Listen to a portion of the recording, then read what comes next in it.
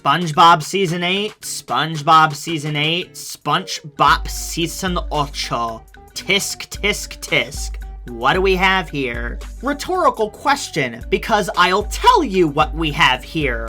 In part 8 of the seemingly endless journey of me huffing as much sponge-flavored crack as humanly possible, we have not the worst season in SpongeBob history, but something that could qualify as a very close second. I'm aware that's not a huge leap in quality, but I'll take what I can get at this point. While Season 7 was filled to the gills with episodes that actively made me want to bash my head through solid concrete, Season 8, meanwhile, is filled with episodes that nearly put me into a boredom-induced coma. Slightly less bad episodes and slightly more good episodes, but around the same ballpark of quality. Ironically enough, this is one of the seasons of the show that I'm actually the most nostalgic for, as I owned the entire season on DVD as a kid. And because there was a certain time frame of my life where my family was in such dire straits that we couldn't even afford basic internet, I had to find other ways of entertaining myself,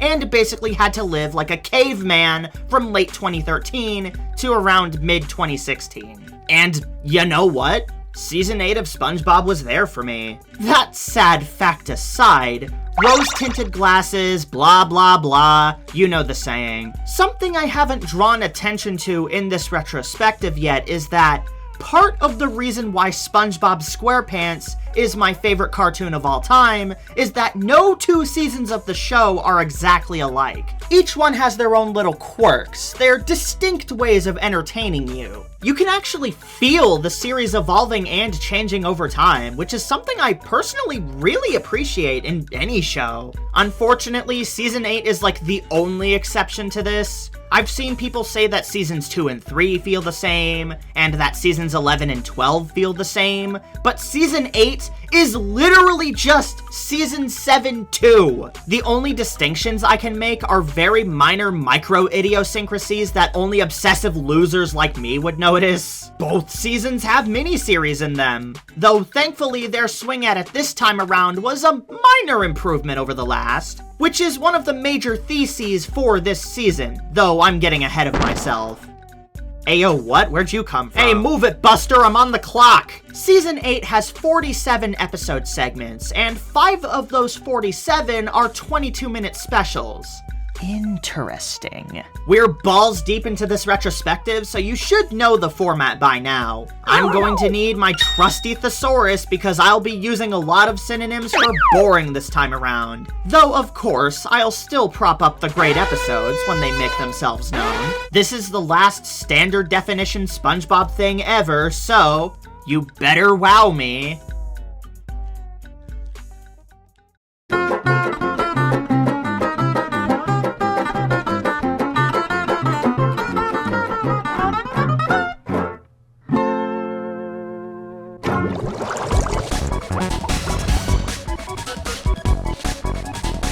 Season 8 starts with Mr. Krabs saying the N-word, and I'm only half joking about that. Listen to this clip, I swear it's not edited. What in Neptune's knickers is this? We're off to a rip-roaring start already, huh? I wish I could say that and mean it genuinely, but no, accidents will happen is very emblematic of not all, but a decent chunk of what Season 8 has to offer. Boring, forgettable, in one ear and out the other type content. The character fakes an injury so they can be pampered all day shtick is a very cliche and generic premise that you see in a lot of shows, but putting Squidward and Mr. Krabs in a situation like this could have led to a lot of comedic gold. But, of course, late post-movie pacing dictates that every single scene must be an eternity long. This is one of the only times where we see the Krusty Krab's storage room, I guess, and a couple of the dialogue exchanges are pretty good. My friends and I get a lot of mileage out of the scene where Mr. Krabs tells SpongeBob that criminal negligence is just what criminals wear to bed. But outside of that, I mean, what else are you expecting as far as a rating goes? 4 out of 10, number 36 on the list. The OWS Inspector guy is one of the most epicest characters I've ever seen in anything ever. Look at this design. Listen to the way he talks. $1. Every retail worker in the world should give back change exactly like this. But yeah, worst season premiere in series history, and let's hope it stays that way.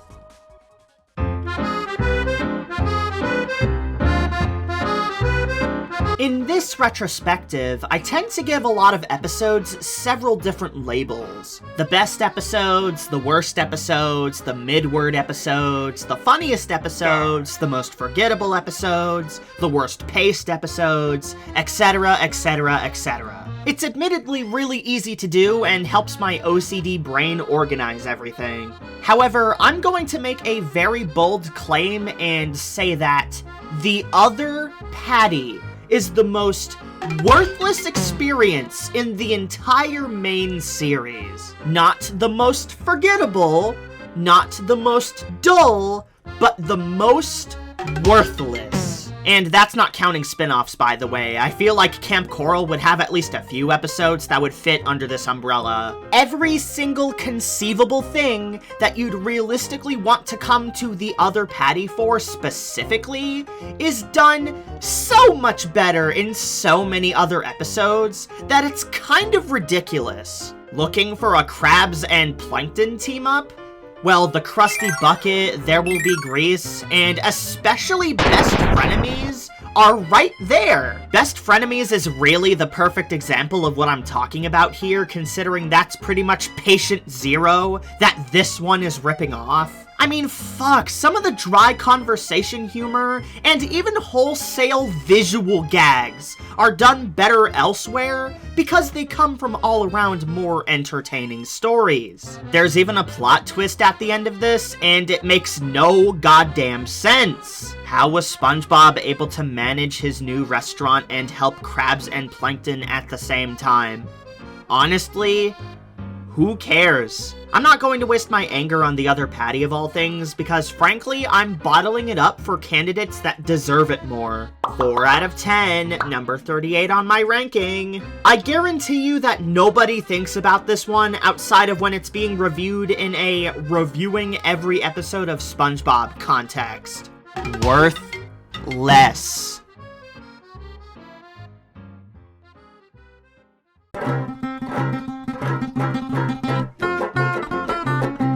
Yo, no way, it's the Season 8 theme song! Now, if you're going to have dry humor, or drive humor in this case, you gotta get the right man for the job.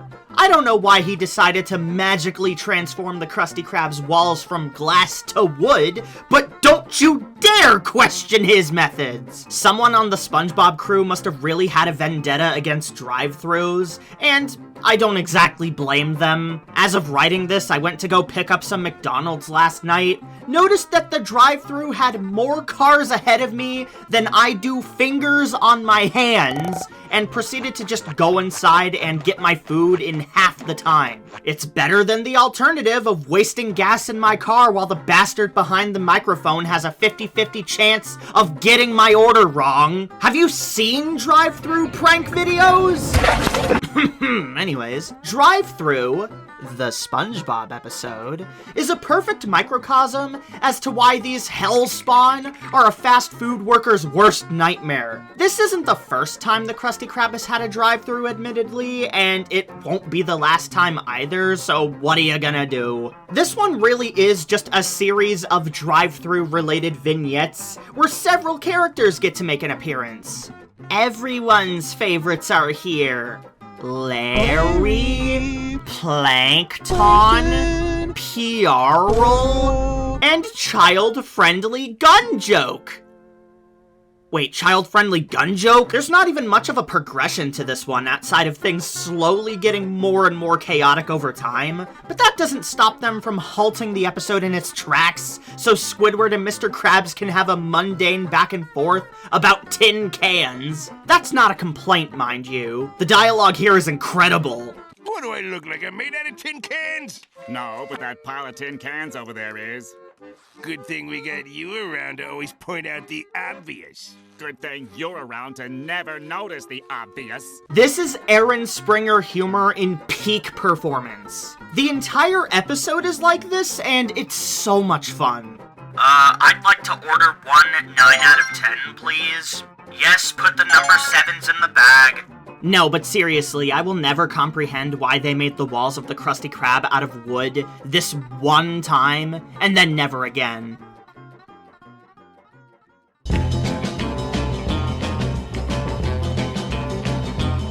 Tony Fast Jr.! Guy from school! Here's a fun piece of trivia. Of course, the father and son Tony Fast duo are based off of famous NASCAR drivers, but Tony Fast Sr. specifically is voiced by Tom Wilson, the same guy who voiced Flats the Flounder, Reg, and the Strangler from their respective Season 3 episodes, as well as Patrick's dad, Cecil Starr. He's also Biff from the Back to the Future movies. What a guy. I like that there's a consistent reasoning throughout the show as to why SpongeBob has the driving skills of a newborn baby. That being, he's just too nervous and frazzled all the time. And that's so real, to be honest. SpongeBob befriending someone in Mrs. Puff's boating school who's able to help him mellow out and let go, be cool, is a very welcome dynamic.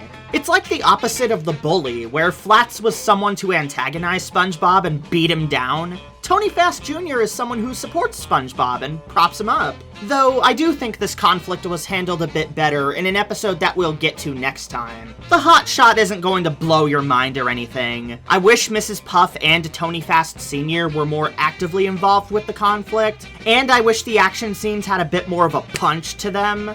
But for what it's worth, this little shrimp stars in what is a pretty easygoing and cool episode. 7 out of 10, number 20 on the ranking. Given that the show still does boat-themed episodes to this day, I'd say it's about time these race boat ruffians made a reappearance. It's not like voice acting would be an issue. Then I could be all like, Tony Fast Jr., and he'd be all like, guy from YouTube.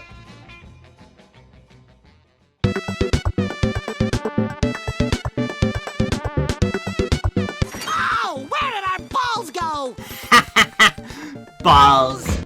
Funny. How utterly comical is it that over the course of the 25 plus years that SpongeBob has been on the air, there's only ever been one episode that's focused on a singular sport. And of all the ones they could have chosen, they chose golf?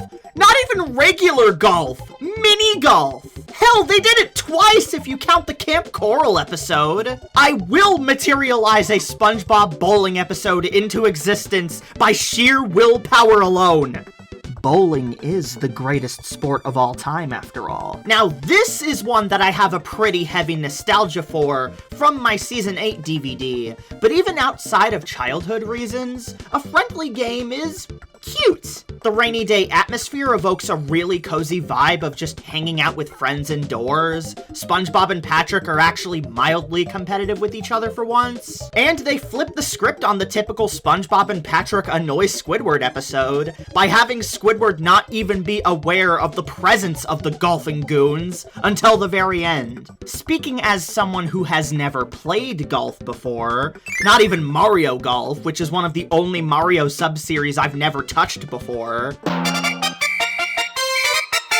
it doesn't look as sleep-inducing as everyone says it is, though I personally prefer my sports-themed episodes in cartoons to either focus on the character-driven competitiveness or just go golf balls to the wall with the potential slapstick humor. And a friendly game doesn't really run too far in either direction. What a damn shame. Make no mistake, this doesn't even come close to touching the brilliance that is Caddyshack from Back at the Barnyard, or T for Two from Tom and Jerry. So yeah, not exactly a hole-in-one, but still pretty good regardless. Oh, and shout out to my friend slash editor Matt, because he apparently has a fondness for golf. Huh. You learn something new every day. 4. Actually, the rating is 7. Oof!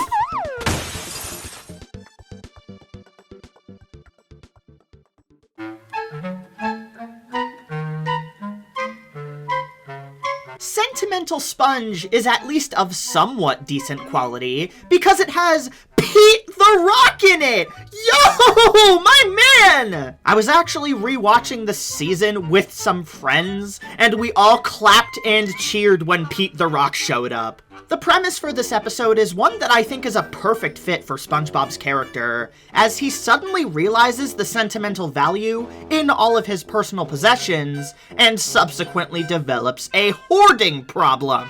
I'm not a hoarder myself. My OCD would never allow that. So this is a bit out of my wheelhouse, but as someone who's been babysat by hoarders when I was 5, yeah, I don't think I want to start now. This one's good, but not great, due to the slow pacing of a lot of scenes. I think this would have benefited from being in any other era of the show, not gonna lie. Pre-movie would have probably delved into SpongeBob's personal connections with his items, and post-sequel would have pushed and exaggerated this concept to a visually jaw-dropping degree. What we end up getting is a weird middle ground mishmash of both. It tries to hoard its cake and eat it too. This could work, and it actually kind of does, but not as well as it could have. Sentimental Sponge is even one in a series of seemingly random episodes that has a shitty-looking online flash game based off of it, for whatever that's worth. 7 out of 10, hoarding a number 21 spot on the list. That's 3 7 out of 10s in a row. Luck be a lady tonight. What do I win?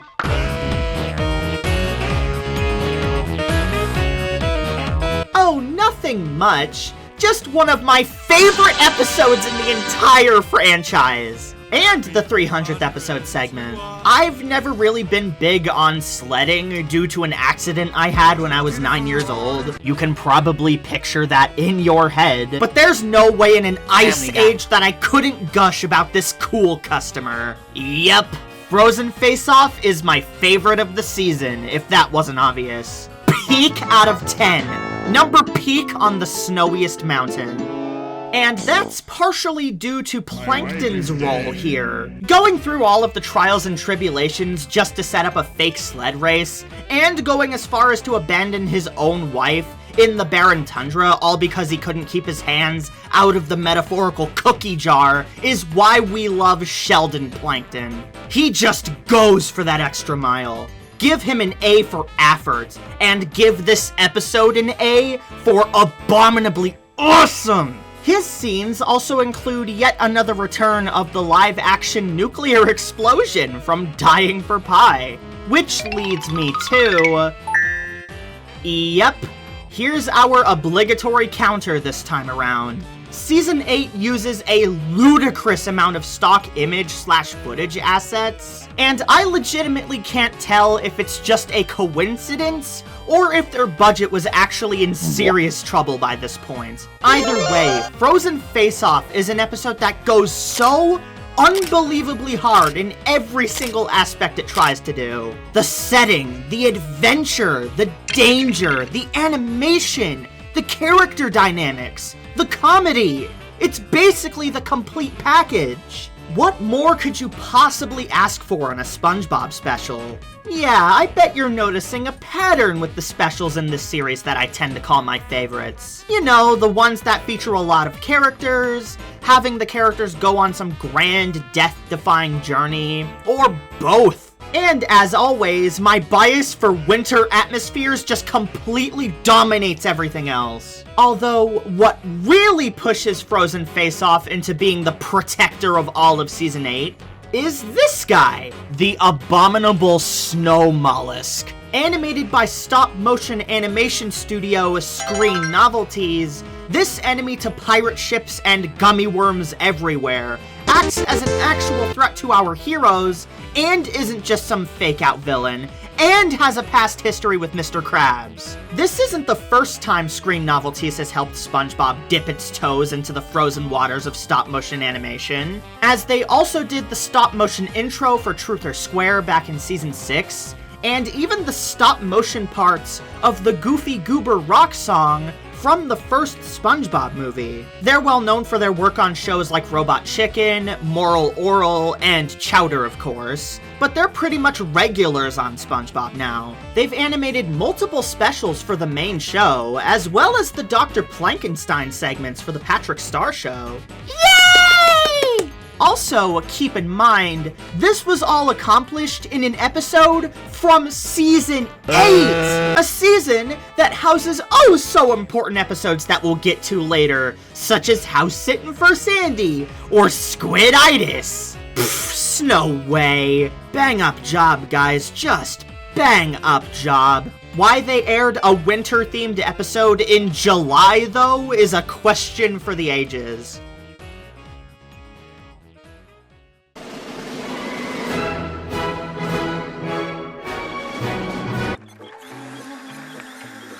Morons. For whatever reason that I'm still pondering to this day, they decided to give Plankton a unicycle in Season 8, and Season 8 only. Why Plankton is aping off of SpongeBob's main mode of transportation, I'll never know. Oh, joyous of days! It's another late Paul Tibbitt era Patrick episode. Despite the few hits that this tubby twit is able to secure during this era, his misfires are devastating. So forgive me for being apprehensive whenever this star is the star. Thankfully, Squidward's School for Grown-Ups doesn't make me rapidly age out of boredom to the point where I grow a beard of my own. It's still only about average in quality, but that's pretty acceptable for late Paul Tibbitt era Patrick standards. My main sticking point this time around is that none of the characters go through any kind of arc, so the episode as a whole feels kinda pointless. There's next to no actual progression at all.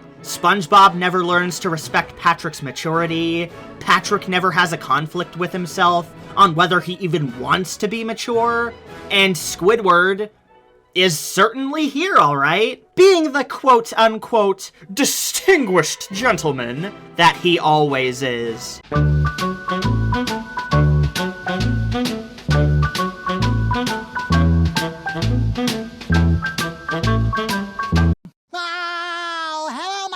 Hello, my Squidward. Hello, my ragtime pals. Send me a kiss by wire. Baby, my heart's on fire.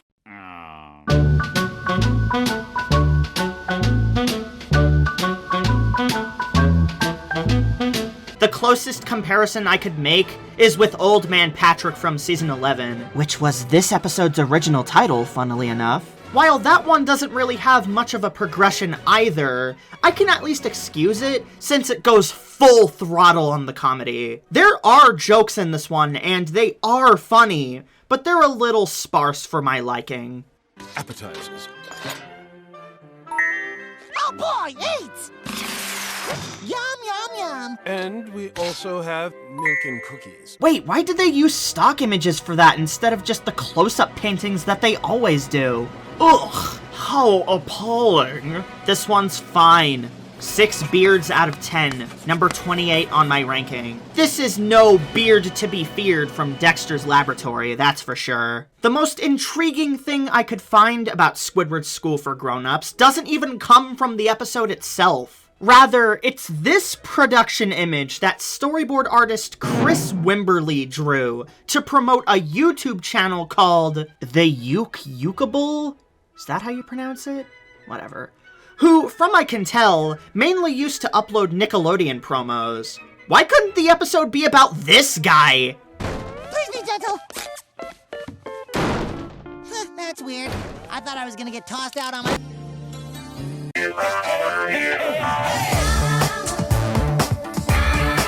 I I challenge you to find anybody out of the 8 billion people on the planet that actually likes writing essays. For school, for college, for multi-hour-long video essays. Look, guys, I love making these videos, but script writing is my least favorite part of the process. Oral report reminds me a lot of procrastination, but instead of focusing on the writing the essay part, they focus on the presenting the essay part.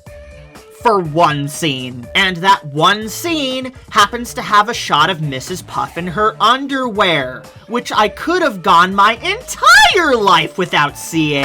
Just be glad that they never used this close-up shot of Patrick's asshole in the final episode. Ah yes, public speaking, the number 3 cause of stress. Right behind death and marriage.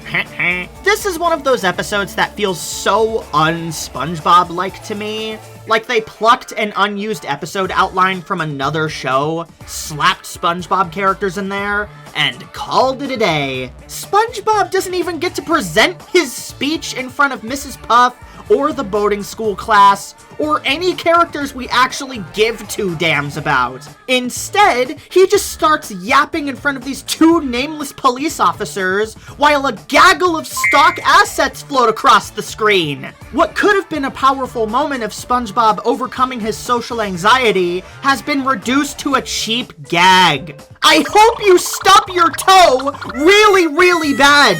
Oral report gets a C on its report card. Number 30 on my list.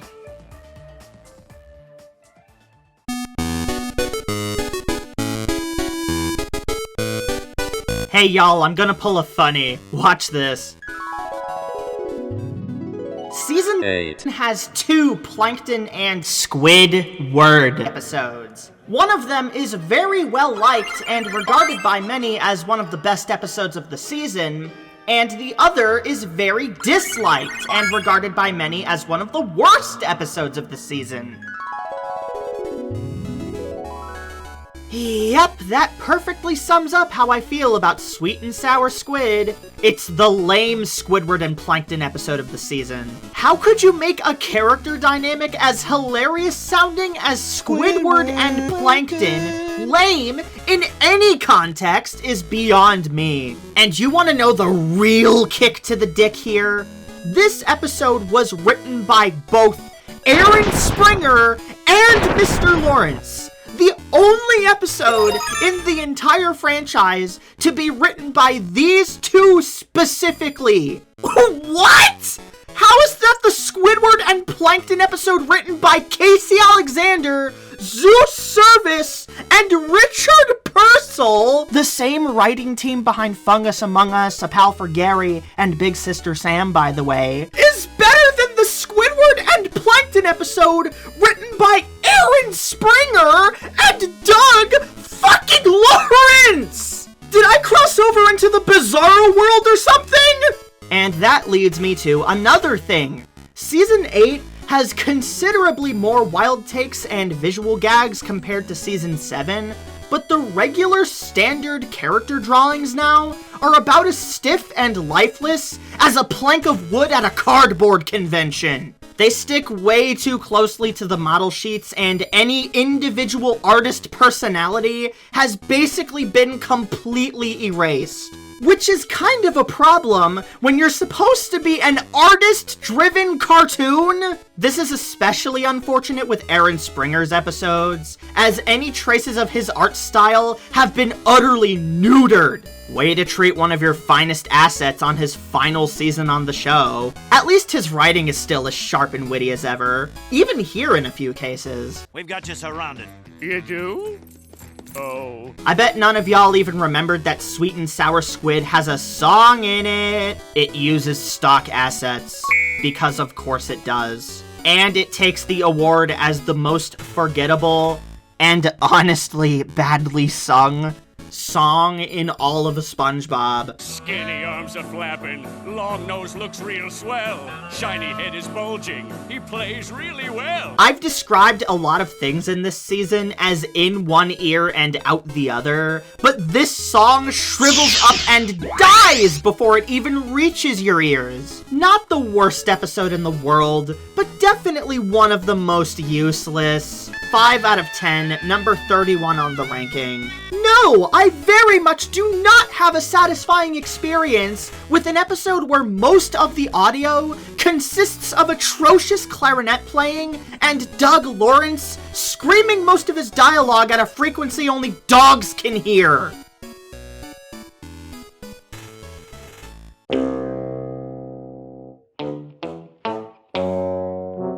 Owning the complete 8th season on DVD as a child, I'm bound to have seen every episode multiple times. Of course, I watched my favorites over and over again, but then there are others that flew under my radar, and my opinions on them were buried under the sands of time. Rediscovering these fossilized opinions via this retrospective, I came to the realization that a small handful of these episodes got substantially worse for me over time. Oh no, the Googly Artiste. Season 7 may be the worst season for Patrick, but Season 8 follows uncomfortably close behind. I'm not going to say he's never funny or likable here, because that would be incredibly disingenuous and a huge overgeneralization, but that doesn't mean this still isn't a problem. An episode about Patrick taking an interest in the arts and being so good at it that it makes Squidward jealous is a really fun idea. But no, of course Patrick episodes now are allergic to fun, since the conflict ultimately has to boil down to Patrick acts like a because every Patrick episode now has to stick to the same old formula of him being a douchebag. Give me my paycheck. I've said this time and time again, but the slow as hell pacing really is the #1 biggest issue with this era of the show, excluding season 4 and maybe season 5. If an episode sucked balls but still had a brisk pace to it, that'd be one thing. But every single scene drags and drags like a goddamn knuckle-dragging hitchhiker on the verge of a heat stroke. Looks like they discovered the formula for making 11 minutes feel like 3 years! My friends and I mentally checked out of this one by the halfway mark, and by the time there was only a couple minutes left, we were just begging for it to be over. One of my friends during this episode even said the amazing zinger of, "I think watching this episode slowly shrinks your penis size," which made us laugh way harder than anything the Googly Artiste could actually provide. I guess the female equivalent to that would be slowly shrinking your boob size. I don't know. 3 googly eyes out of 10. Number 40 on the list. Bro thinks he's Pete the Rock. Who's the critic here? I am, and you suck. Classic Mr. Enter. Looks like our current editor needs a vacation from all of this monotony, so we can switch editors now. Speaking of vacations...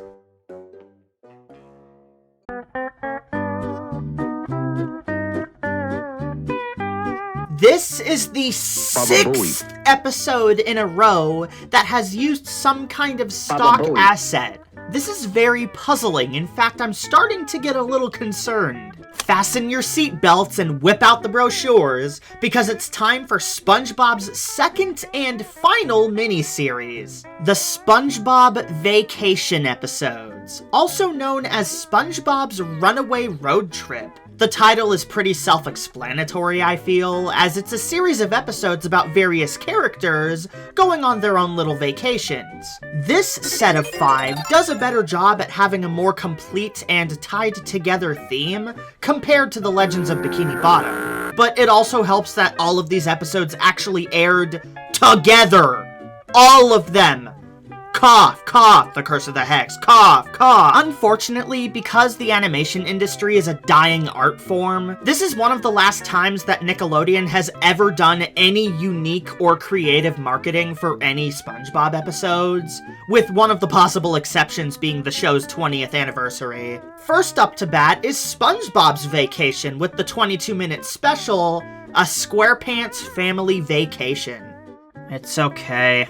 And she threw it all away. What the f- If my thoughts on the Great Patty Caper didn't tip you off, I adore episodes of shows that revolve around vehicular transportation. Road trip episodes especially are a favorite plot archetype of mine. We even get the return of SpongeBob's parents, Harold and Margaret SquarePants, who have more screen time in this one episode than the entire rest of the series so far, combined. This, for all intents and purposes, should have been an absolute slam dunk for me. What happened? Oh, you know, the usual. The special abandons its initial premise, and even Mr. and Mrs. SquarePants on the side of the road, so that SpongeBob and Patrick can get lost in the woods for the third, and not even last time in the show. French seal. Are you joking me? Surely you jest. A SquarePants Family Vacation was on such a straight and narrow road to becoming one of my favorite specials ever, but of course they had to take a random, sudden, screeching hard left into painfully familiar territory. Credit where it's due, though, this is the most visually interesting forest these guys have ever gotten swallowed up by, and even Patrick is surprisingly funny and likable in this.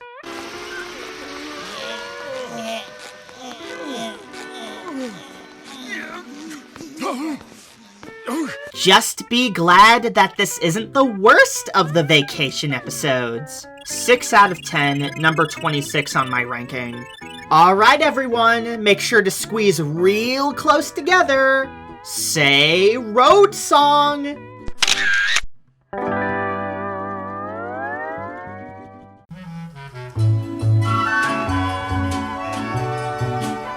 Patrick's Staycation is what would happen if you lobotomized Krusty Towers from Season 4, so it had no personality or soul left. Yeah, I'm just hitting the ground running here, because this failure of entertainment makes me want to bury my head in the sand. SpongeBob turns Patrick's Rock into a hotel so that Patrick can experience what a real vacation is like.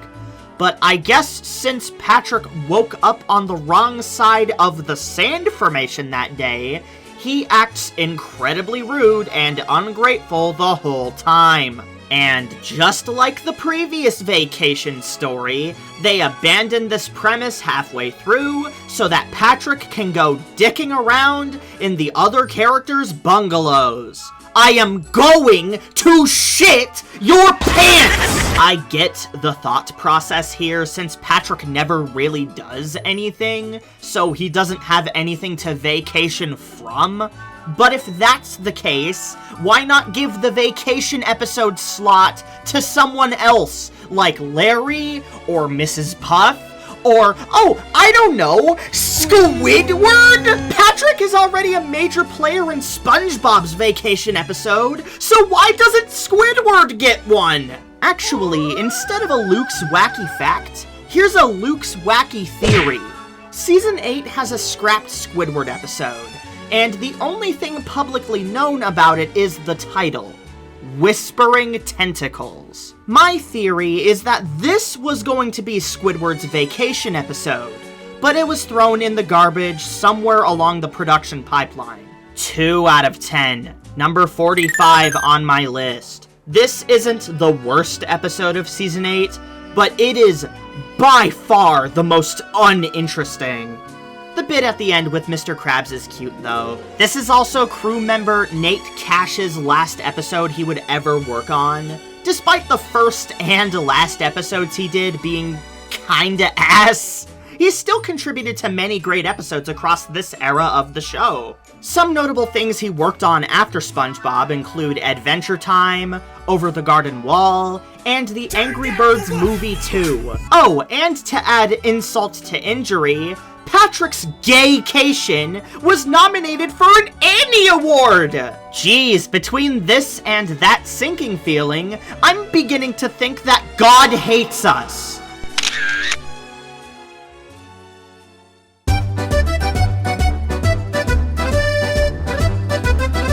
Congratulations, Titanic! You're now only the second most tragic cruise ship story ever told. This is where I tend to get steaming mad. I counted, and Season 8 is the season that uses Plankton more than any other. So having this many stories where he tries to steal the Krabby Patty secret formula gets a little repetitive. And nowhere is that more intrusive than here in Walking the Plankton.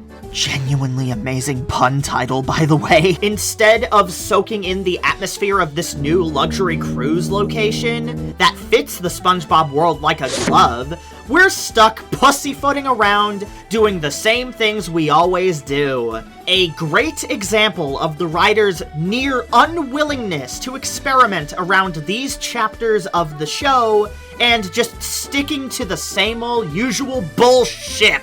We're inching closer and closer to Karen's true first ever starring role, which is good since her presence feels especially wasted here. This one is saved by the setting, as well as a small collection of funnies. 6 out of 10 icebergs, number 27 on the ranking. Now would be a fine time to mention a qualm I have with Season 8, and Season 8 only, and that is the music. I've mentioned before that I do not subscribe to the SpongeBob's musical decline propaganda, and even still, I think a lot of the new original Hawaiian and Sailor music composed during Season 8's production are really good. Here's a list of just a few of them. It's mainly the music choices that bother me, as a lot of the choices for background music that play during certain scenes in Season 8 specifically just sound extremely ill-fitting for the show. Here's an example from this episode as to what I mean.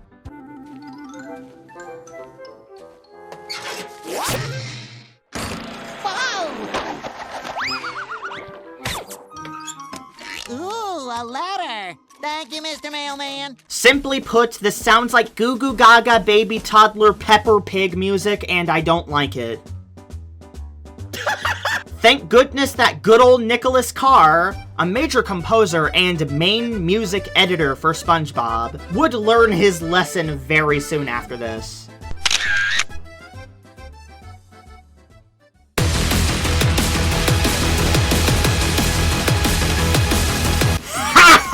Get fucked, Sandy's rocket! Mooncation is the real space-themed episode on campus. I'm aware that I've been doing quite a bit of complaining for the past several episodes, so let's shoot that dead for a little bit, so we can shoot for the moon.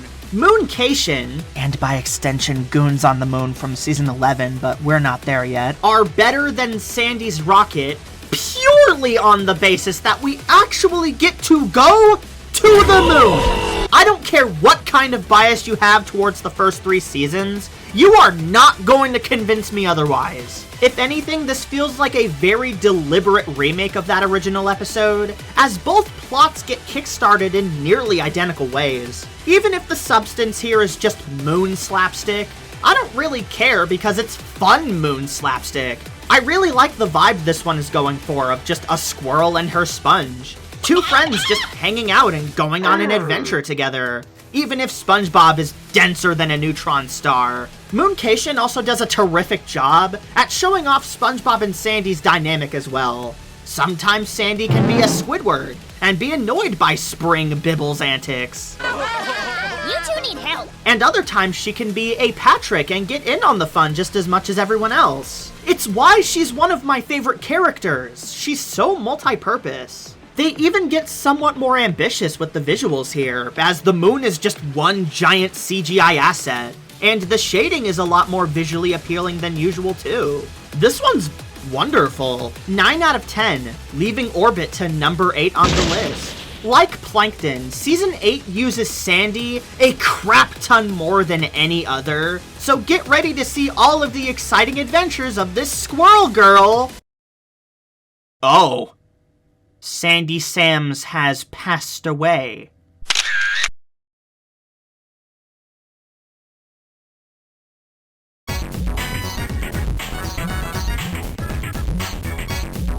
Mr. Krabs Takes a Vacation? Wow, could they have a more uninspired title? I mean, seriously, oh my god, wait, is that Dollar Bob? Dollar Bob is real?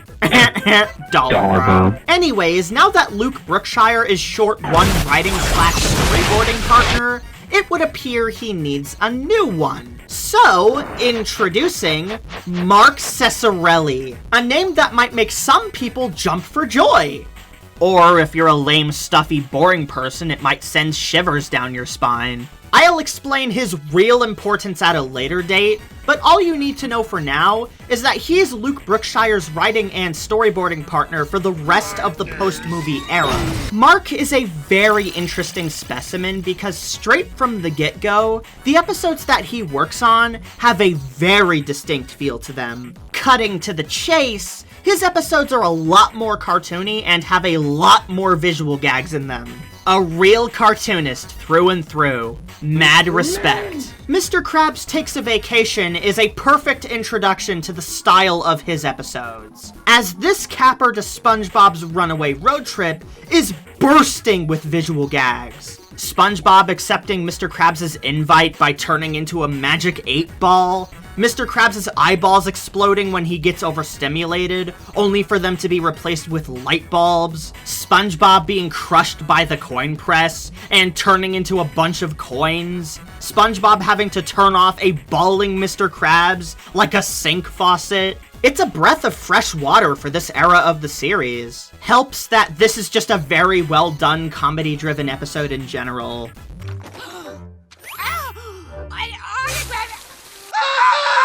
Wow, it's all starting to make sense. It's also starting to make sense.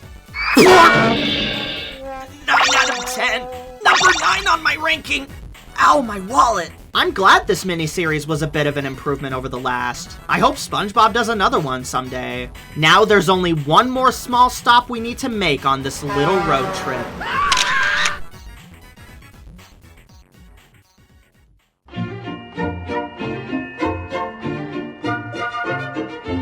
And finally, we have Sandy's Vacation in Ruins, the only episode in this entire retrospective that's not actually an episode, but rather a short. It's a curious little thing that I only decided to take a quick look at because I thought it would be a neat way to finish off the Vacation miniseries. And it's the only short in the entire show to have its own title card and opening credits. And it was produced during Season 8's production cycle. And this will only take like a minute, so there's no use complaining. This is pretty much like if Atlantis SquarePants was closer to its original concept. Some of the dialogue is pretty awkwardly delivered, and the ending is kind of lame, but other than that, this is a pretty entertaining little excursion. Sandy once again gets the most visually inventive vacation-themed thing. Yeah, that's it. It's solid. 7 out of 10, no ranking necessary. My theory is that this was the original concept for Sandy's Vacation episode, but then midway through production, they liked the idea for Mooncation more, but since they realized that Sandy's Vacation in Ruins was too far along in production, they decided to make it a short that doesn't belong to any actual season. Or I could just as easily be way off the mark. I guess we'll never know.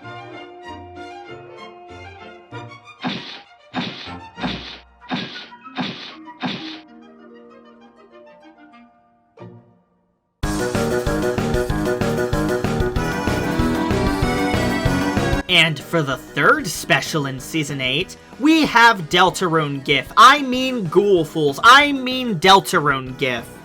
No, but seriously, this is like the only thing of note to come out of this entire experience. In this undertaking, we meet a new ghost pirate as we learn his long and complicated history with the Flying Dutchman and how they've been enemies for centuries. SpongeBob and friends end up getting caught in the middle of these squabbling specters though, leading to an exciting and thrilling ghost story that you'll want to tell your grandchildren about.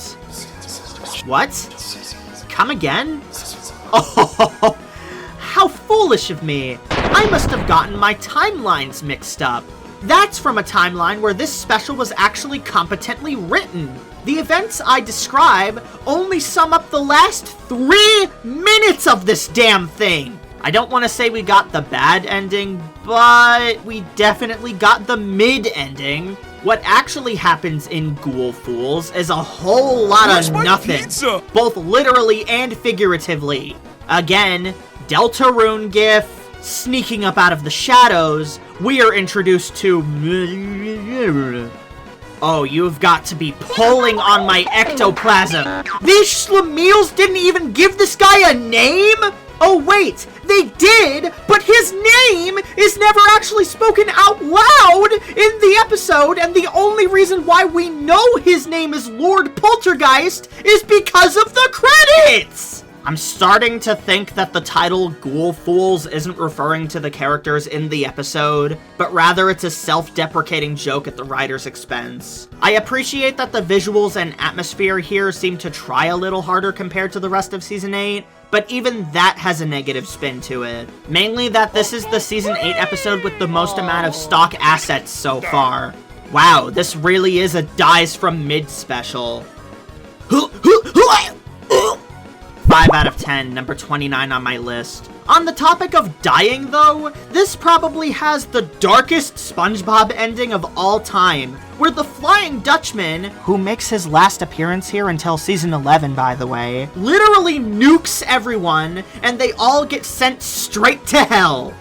Or purgatory at the very least. Speaking of SpongeBob and the fiery depths of hell, did you know that the whole thing of the 7 main SpongeBob characters being based off of the 7 deadly sins is actually true? Like, it's not just some dumb internet creepypasta rumor and is actually a fact? At least partially?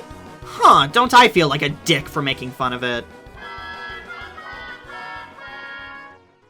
If I could see my great about this. That's what's fun about his character and all these characters being connected with the 7 deadly sins, you know, which Steve wanted as a theme for this show. Did he really? Yeah, that was wow. Each character, for the whole series, the 7 deadly sins? Each character represented one of the 7 deadly sins. Which one am I? Am I, You're karate. What else could it be? Karate is the 8th deadly sin. It's very deadly. No, I'm actually not sure which ones, but I know that was the idea. It was kind of like Gilligan's Island meets Faust.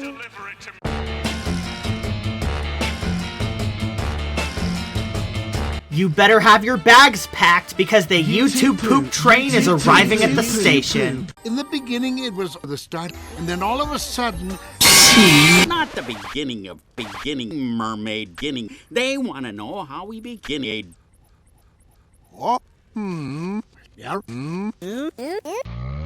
We became... Man and Spider Boy! Where's the pop-pop? It's him! He screams in pain! What on earth? Innocent! Reborn! Precariously careening into a bump. We're a cataclysm. Powered by super gamma energy currents, pilots them to... Well, after 8 straight seasons of consistently being some of the funniest and most lovable characters in the entire SpongeBob world, we have gotten to what can definitively be called the final Mermaid Man and Barnacle Boy episode. Sure, they'll continue to appear in the background in future episodes, and this isn't even their final speaking appearance either, but we have reached the final chapter in the Mermaid Man and Barnacle Boy superhero saga. And what better way to put an end to it than to go all the way back to the beginning? We finally get to see the true unshackled origins of Metro Matthew and Baba Black Sheep. Now we'll finally get the answers to questions like, What are their real names? How did they get their superpowers? How are they able to breathe underwater? And how are they humans despite being the same size as all of the fish? Those are all good-looking questions, and to answer them all in order, 1. Their real names are Ernie and Tim, referencing their real-life voice actors, Ernest Borgnine and Tim Conway. 2. They got their superpowers from eating slightly overcooked popcorn, because of course they did. 3. They breathe underwater just because they freaking felt like it. And 4, we still don't know this one, and we probably never will know. The most SpongeBob-y answers we could have possibly gotten, and I wouldn't have it any other way. I feel like the writers subconsciously knew that they didn't have much time with these characters left, so they opted to turn into super writers and gave us one of the most fast-paced, insane, and hilarious episodes this super duo has ever given us. The actual backstory as to how these guys got their superpowers is one of my favorite scenes in all of Season 8, due to just how bloody chaotic it is. Even if seeing the surface world fully animated is extremely uncanny. 5 and 6 still live rent-free in my heart, but there's always room for one more with Mermaid Man Begins. 10 out of 10, number 3. Ernest Borgnine and Tim Conway would be proud. Go ahead and strike one more hero pose. These spandex-clad super chads absolutely deserve it.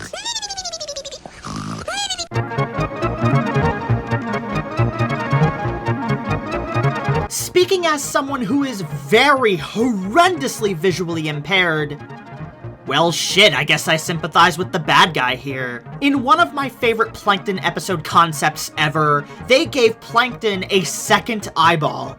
That's it. Boom! Genius. Give these men a raise. Episodes of cartoons where a main character is forcibly jostled into acting nice tend to be big crowd pleasers. And yeah, Plankton's good eye is one of those. If by crowd, you mean me, of course. It's literally got good in the name. With these episodes that change a minor character design quirk, I love how the change, always without fail, looks very wrong and weird. Very intentionally so, mind you, but still, Patrick should never have a nose, SpongeBob should always have a tooth gap, and Plankton should only ever have one eye. I see why he was always monocular for the longest time. And suddenly, out of nowhere, with the stench of his mom's basement following behind, and causing earthquakes as he walks, we finally have the return of my favorite fat-ass fish, Bubble Bass! Don't know what inclined them to bring him back here of all places, or why he started slowly working his way up to being in the supporting cast, but at the same time, good! That's all I'll say on that subject for now. Plankton's Good Eye is another one of my Season 8 favorites, as genuinely, the only thing preventing me from giving it a perfect 10 score is that the pacing doesn't stack up. A little too much time is spent on the setup, in my opinion, but other than that, this episode has 9 out of 10 vision, and is number 6 on the ranking. I'm starting to get a good feel as to what this ranking is going to end up looking like by the end. I'm also getting a good taste, a good smell, a good hear, and, whatever the 5th sense is, I don't know. Maybe another editor can take over while I figure out what it is. Mr. Krabs, I think Plankton has really changed. He just needs some encouragement, and I know just how to do it.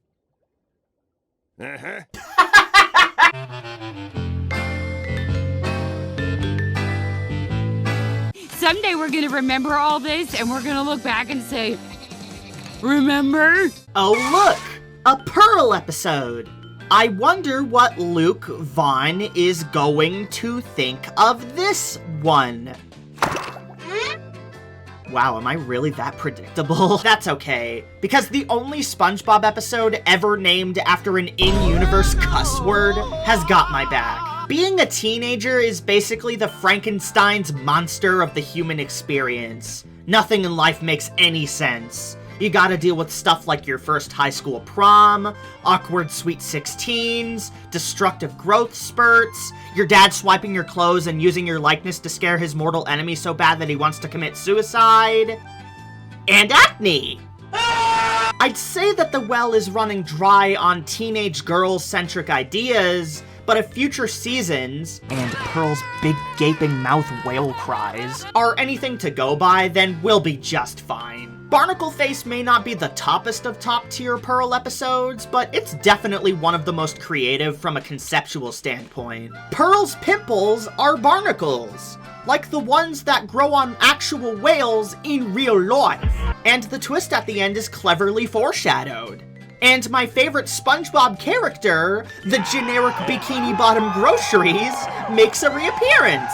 And SpongeBob and Pearl have some amazing dry humor moments. Who do I spy in the writer's room?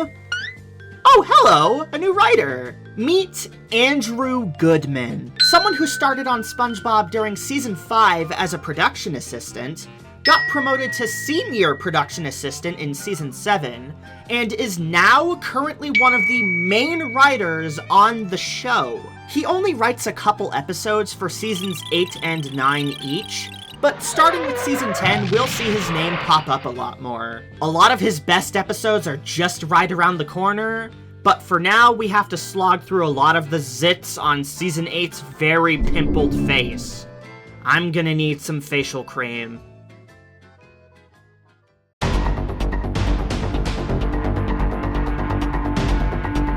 Oh, right. The last few episodes gave me so much delight that they almost made me forget that SpongeBob SquarePants is supposed to be a bad cartoon. Apparently. Richard Purcell has gone on record in an interview stating that Gary is his favorite character, but if this and A Pal for Gary are our frames of reference here, I find that nearly impossible to believe. Why do they keep doing this? Why do they think that putting somebody else's pet through torment out of sheer neglect is the goddamn pinnacle of animated comedy?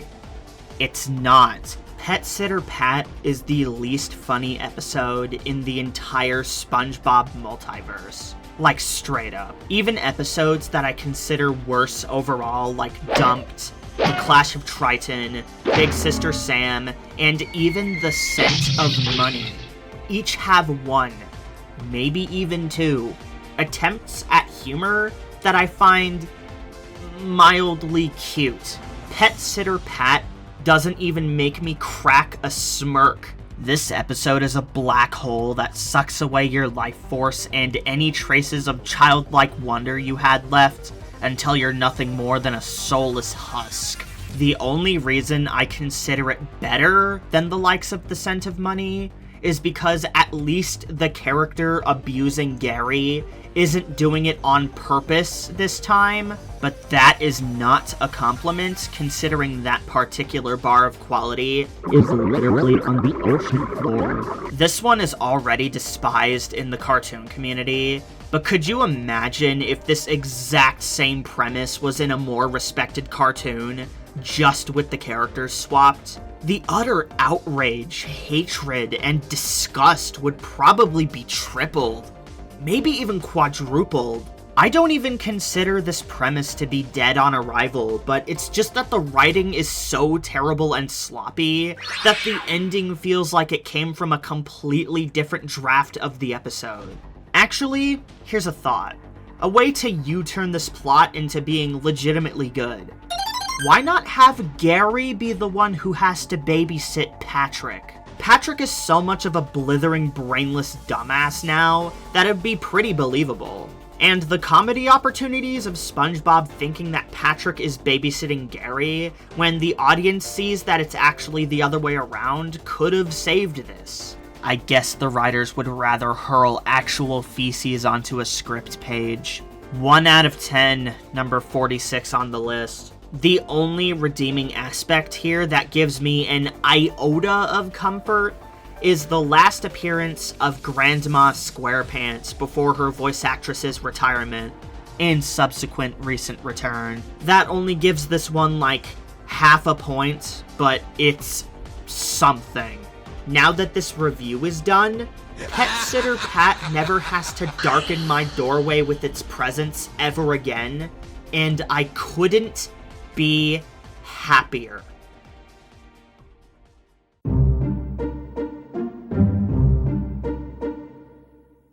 Yep. This is the one. This is the video that's going to finally put me out of my misery, isn't it? This is the exact point. The exact point when I realized Jesus bike on a Christ-sickle.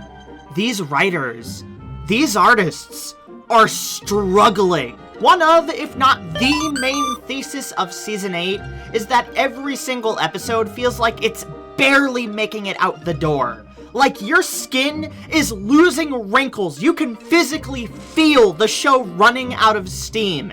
And this is something that continues into Season 9A, by the way. No episode is that more apparent than with House shitting for Sandy. This episode feels like it's running at 0.5 speed. Every single scene is so unnecessarily stretched out, it makes chewed up street gum look like a flaccid dildo. Everything that happens here could be accomplished in 6 minutes. SpongeBob agrees to house sit for Sandy, Patrick arrives to douche everything up, Sandy comes home to solve everything. That is all that happens. You could turn this into a 6-minute short and get more out of it versus how it actually turned out. Pathetic. 3 out of 10, number 41 on my list. The only reason it's not lower is because of this. There we go. The way Tom Kenny delivers this line is one of my favorite things ever. Yeah, that's it. That's how low the mighty have fallen. I genuinely can't tell if SpongeBob not wearing his water helmet for half of the episode is like some weirdly delivered Aaron Springer comedy, or if the crew just could not give less of a crap anymore. Would it kill you to have a spark of energy for more than 3 seconds?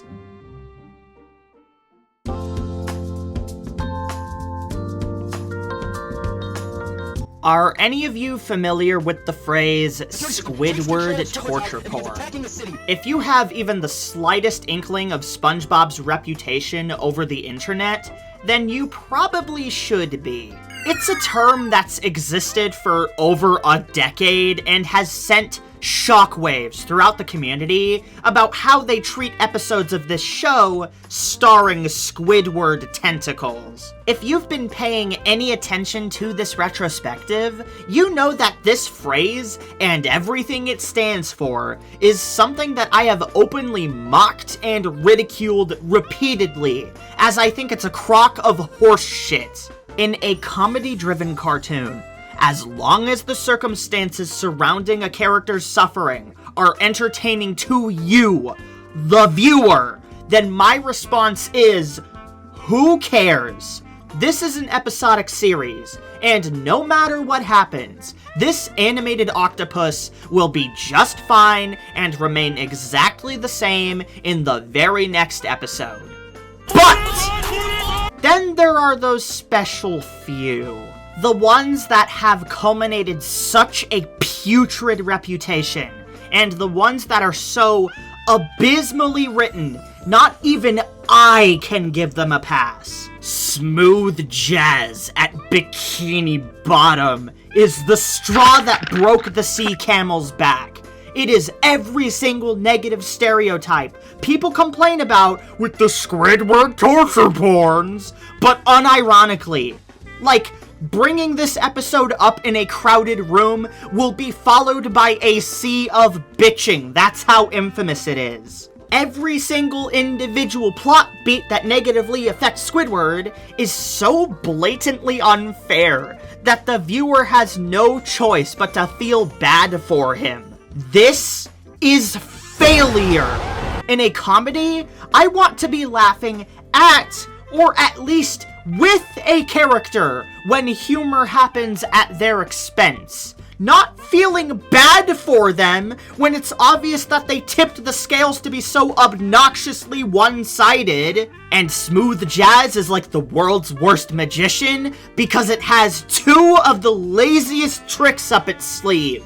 Cringe humor and this chubby chode. Half of this thing is SpongeBob going around the Kelpie G concert, ostracizing Squidward from his peers in the most secondhand embarrassing way possible, and that's the joke. I fucking hate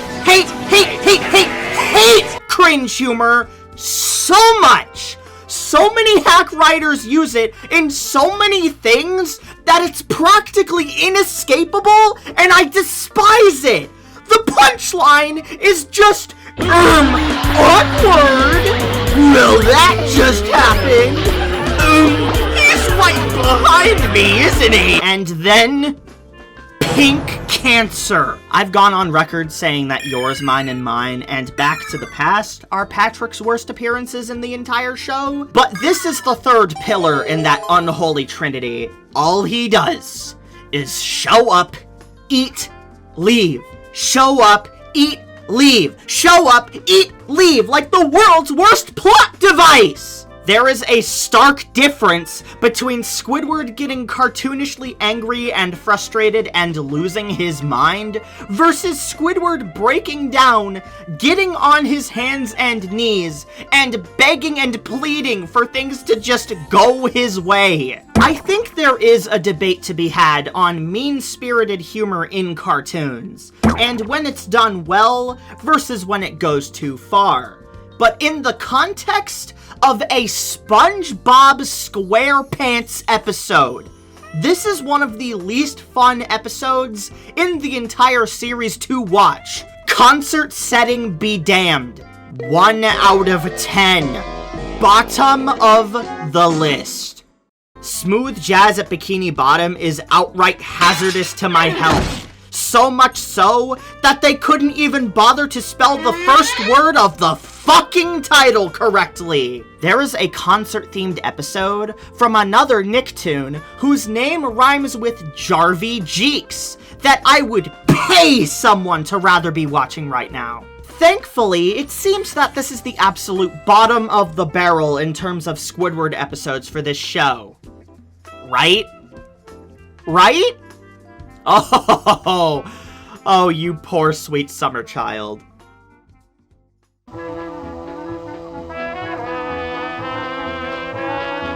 Nice reused background from pre-hibernation week.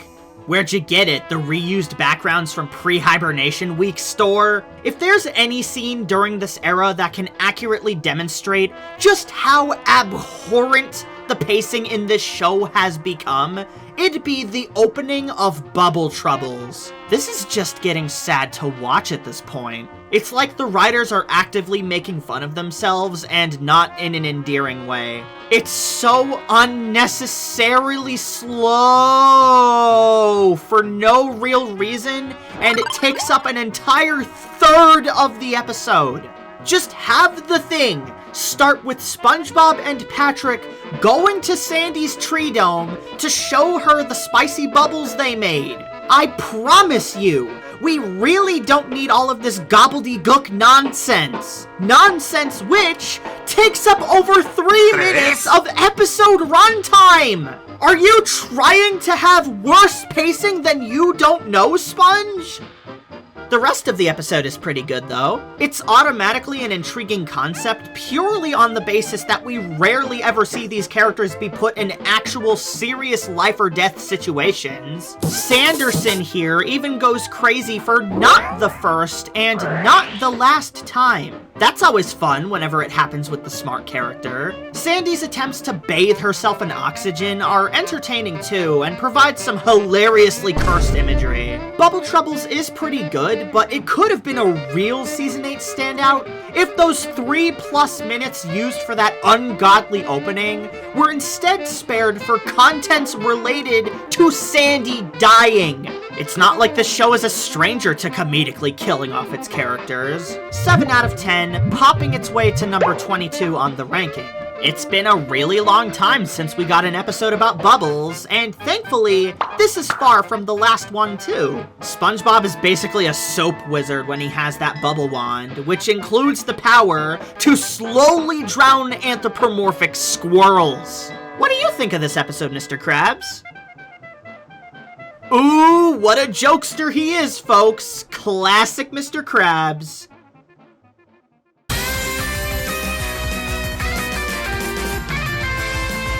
And now we cartwheel from one of SpongeBob's main hobbies to another. Also not counting Camp Coral, this is the last karate episode in the franchise that doesn't just boil down to X character learns karate.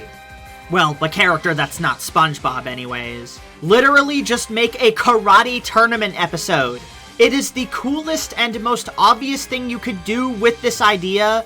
What are you bozos waiting for? Regardless, this is why I actually like The Way of the Sponge. It's something new. Sure, at this point they've completely discarded the idea of SpongeBob and Sandy being even remotely matched in terms of fighting capabilities. But hey, at least it leads to some decent slapstick. I always assumed that Sandy was self-taught, so it was neat to learn that she actually has a karate master. The highlight here, without a doubt, has got to be the climax. The comedy formula of SpongeBob beating somebody's ass while not even knowing he's in a fight is one that never gets old. I guess the series slowing down on karate episodes never stopped them from making some great action sequences down the line. But girl, I'd still kill for a genuine, authentic karate match again. And yeah, that's pretty much it. Pretty simplistic episode we got here. Not all of my reviews have to rival the length of Loud House fanfictions. 7 out of 10, number 19 on the list. Sandy's karate sensei is named Fuzzy Acorns, so I thought he was based off of some kind of squirrel or chipmunk. But upon further looking into it, he's actually based off of something called a tarsier. This is one of the most hideously ugly creatures I've ever seen. What a little freak.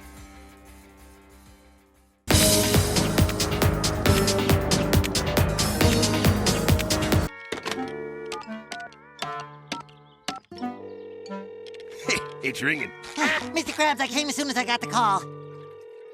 In an ironic twist of fate, SpongeBob SquarePants and horror movie parodies are about as great of a duo as Jim Carrey and wacky waving inflatable arm flailing tube men. Simply a match made in heaven. Or in this case, the fiery depths, because fear! Boo! While Welk Attack was a riff on the entire genre of monster movies, the Krabby Patty that ate Bikini Bottom, which is a title that rolls off the tongue about as well as chunky meat vomit, is a homage to a specific horror movie, The Blob. Personally, I find the concept of being swallowed whole and slowly suffocated to death by an amorphous thing that walks the razor-thin tightrope of being sentient and non-sentient to be a little more than unnerving. I blame the 8th Pokemon movie for being that gateway for me when I was a kid. The entire climax of that film instilled the fear of God into me. Sandy and Mr. Krabs may seem to be a bit of an odd character pairing at first, but I think it has the potential to blossom into something really fun. Especially when one of their only notable interactions before this was one scene in Karate Choppers. Unfortunately, this character dynamic is kind of forgotten about after the opening here, but thankfully it'll be revisited in the future in Season 11. Twice! One of which being another Krabby Patty themed horror parody. Still, it's neat to see the writers finally tinkering with these two characters who have the potential to play off of each other really well. On the subject of complaints though, this is another one of those episodes that takes just a little too long to get going. By the time they actually start indulging in the very entertaining carnage, half of the episode's runtime is already eaten alive. This should have been the spooky special of Season 8, not Ghoul Fools. Why didn't they just commit to the bit? I guess we'll never know. Usually when I think of meat-based horror, I think of that creepy meat puppet video on YouTube, but this is still a close second. I mean, it's a SpongeBob SquarePants episode. That's a horror movie parody, and has a lot of Aaron Springer humor. It's not as peak as you think it would be, but it's still really good. Though Season 8's best plunge into a horror movie spoof may be closer than you think. 8 out of 10. Number...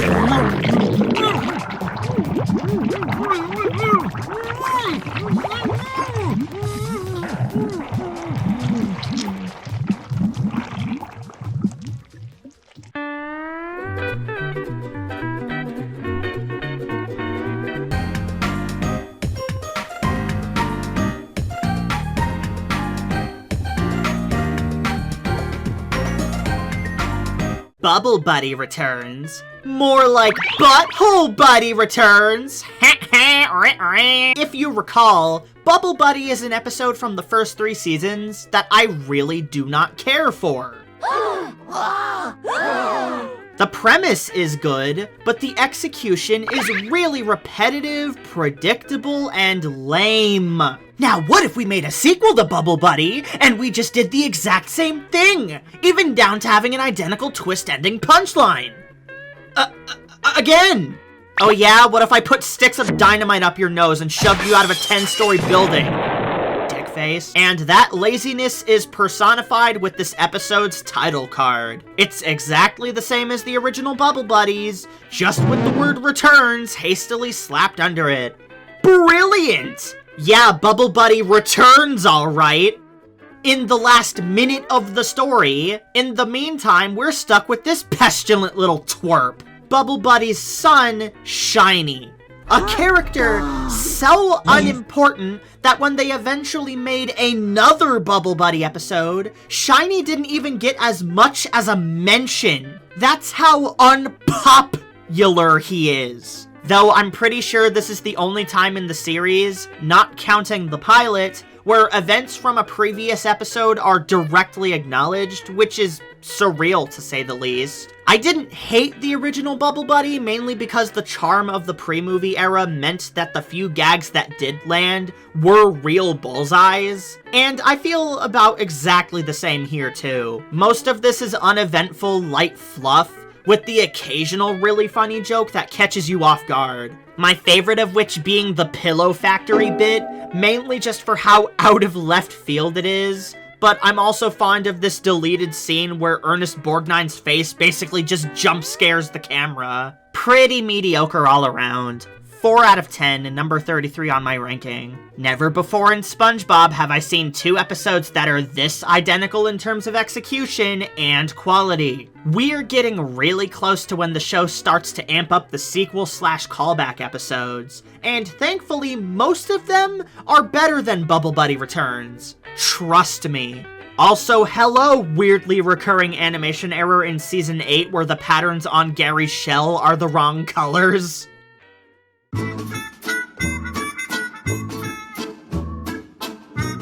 Hey, I need to give you something, and I, know you're not gonna like it. It also doubles as a real restraining order, so you can't legally get close enough to me to beat me up for my opinion. It's been a insert comically large amount of time here since I've kicked the hornet's nest that is this mostly awful fandom with one of my opinions, so better Nate than Lever! Restraining SpongeBob is really fucking funny.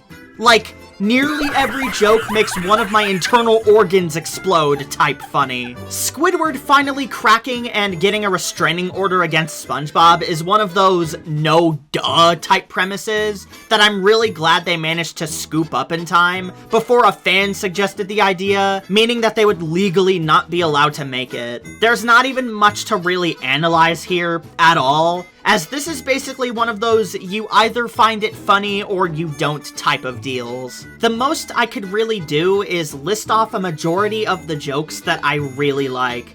And for once, that is exactly what I am going to do. SpongeBob's morning calisthenics, SpongeBob's stupid quip about how he drove Squidward up the wall, that one weird GIF face that people use a lot, Squidward's trio of hairstyle-themed lawyers, which is so oddly specific that I adore it, Mr. Krabs' employee performance chart, Patrick following Squidward around in increasingly wacky ways, this fuck-ass running gag of Patrick talking to a literal button, and the best one of them all, this fish who just so happens to have a British accent, bringing in a sea berry pie, which Squidward just so happens to be allergic to, and the guy holding it in that exact unrealistic position, so Squidward would just so happen to fly into it. That's post-Tough Puppy Butch Hartman levels of forced comedy, but it always hits me just right. Maybe it's the fact that this is one of the only episodes past season 4 that both Paul Tibbitt and Vincent Waller were directly involved with the writing in. Who knows? Restraining SpongeBob isn't the first widely ridiculed episode that I just so happen to love, and it won't be the last! One shit later. How are we gonna get down here? That's our problem! Okay, my laptop was in there. Ouija! Welcome to the House of Mouse. May I take your order? No! From the screen to the ring to the body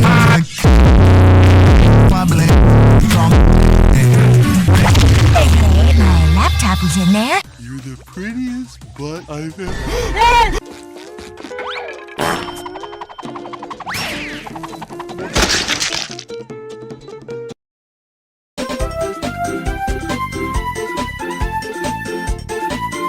Ooh, would you look at the hour? It's Midward o'clock. Midward, I choose you! Midward. Hey Midward, would you like to share with everyone the thrilling anecdote about how you became a Pokemon? Midward. Very well said. 5 out of 10, and number 32 on my list. Fiasco! The episode feels like it's trying to say something about pretentious artsy-fartsy crap, and how anything can be considered art nowadays, even if it's literal scraps of food on a plate. But this is season 8, so there's no actual commentary to be spoken of. It's just a thing that they happened to make an episode about. I'm not saying that a SpongeBob episode needs biting social commentary to be good. Not even monkeys with typewriters would say something so moronic. But that just means less for me to work with.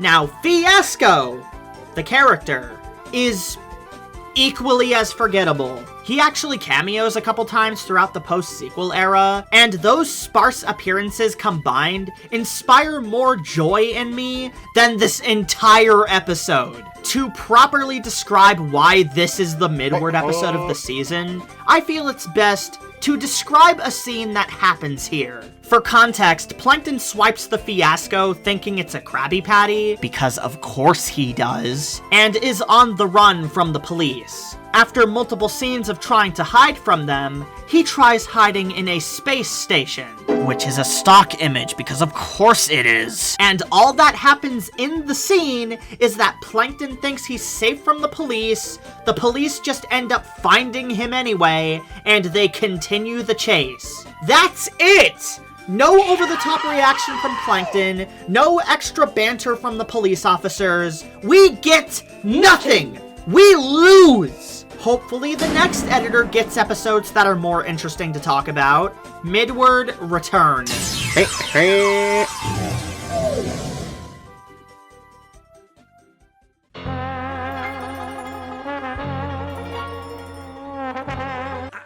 Squid!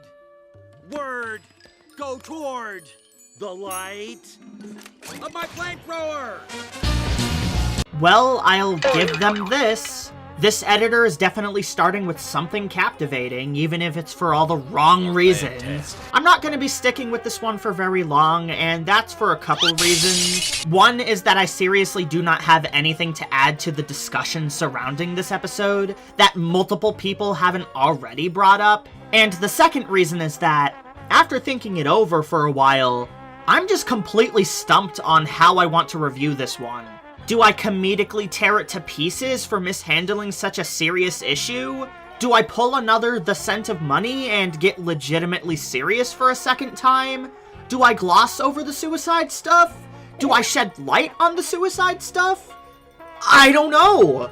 I'm so befuddled on what to do or say, and I honestly just kind of want to avoid this one like the plague. It's kind of a one-course meal situation where I agree that Are You Happy Now is a bad episode, but it's not one of the absolute worst in my opinion. Even still, yeah, it does come across as pretty insensitive. I like the idea of an episode that revolves around something as simple as SpongeBob just trying to make Squidward happy. That could have led to a really cute character-driven episode. Like, seriously. This could have been what I wanted Dying for Pie to be, but I guess along the way they had ideas for some gags, ? And just rolled with that instead, which results in a major tonal clash that doesn't work at all. It just feels like they were trying to fit a square peg into a round hole here. The backlash got so bad that Nickelodeon ended up pulling the episode from airing on TV for a few years, but if I remember correctly, it's been reinstated since. 3 out of 10, and number 39 on the ranking. This season, this whole era, and the entire show as a whole has plenty of other episodes that I personally find to be way more insulting.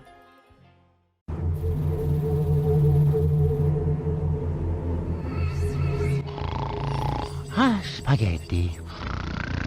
Ah, ravioli. Ah, mamma mia.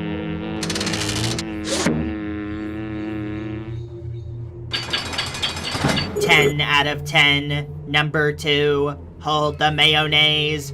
Rah. No, but seriously, mayonnaise is one of the most disgusting concoctions ever conceived by mankind. Pole vaulting from one famous horror movie to another, we spin the pop culture parody wheel and land on Invasion of the Body Snatchers. Sexcellent choice. Maybe 10 years from now, we'll finally get an official SpongeBob Five Nights at Freddy's crossover. One thing I love about when SpongeBob does parody episodes is that the needle of the storytelling metronome has the potential to swing in both directions.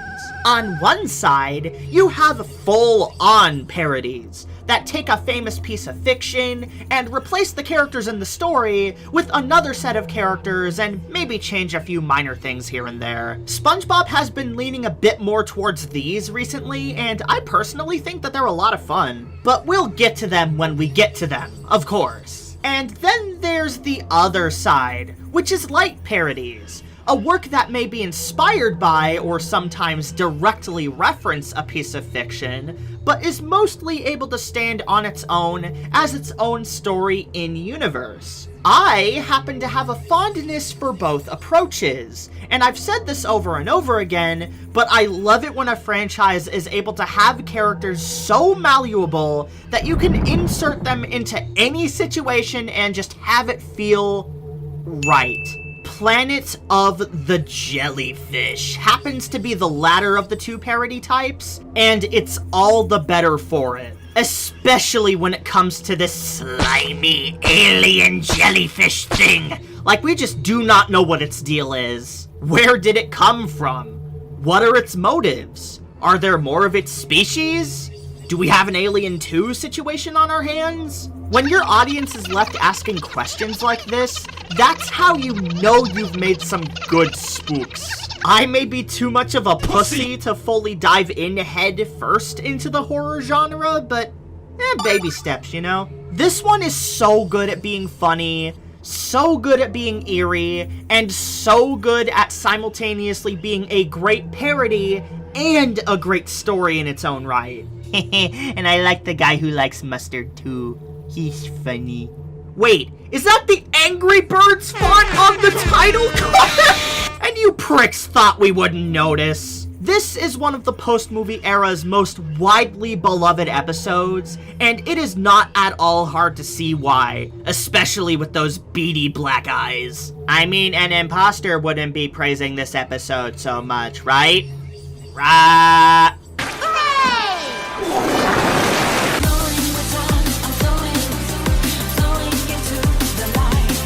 Oh boy, it's the obligatory segment of the video where I sound absolutely monotone and miserable.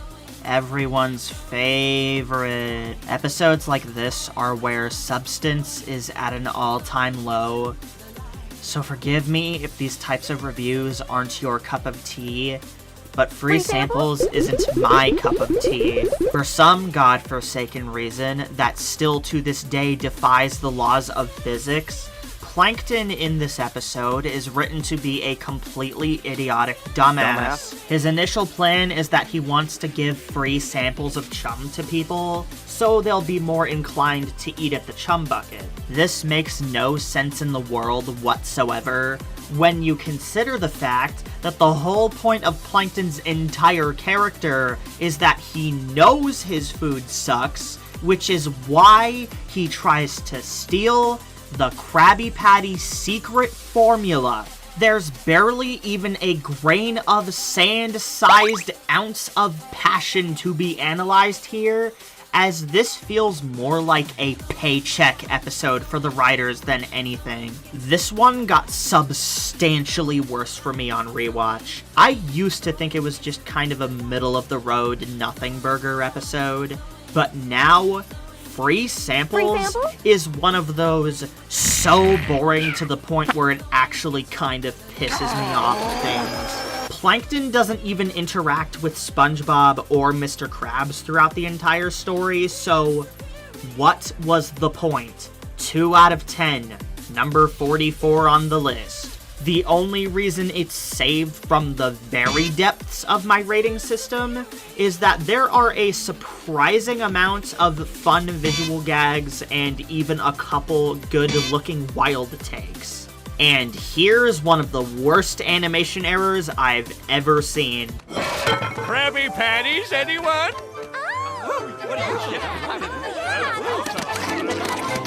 That's the perfect representation of me watching this. No sound is coming out of my mouth because I'm not laughing.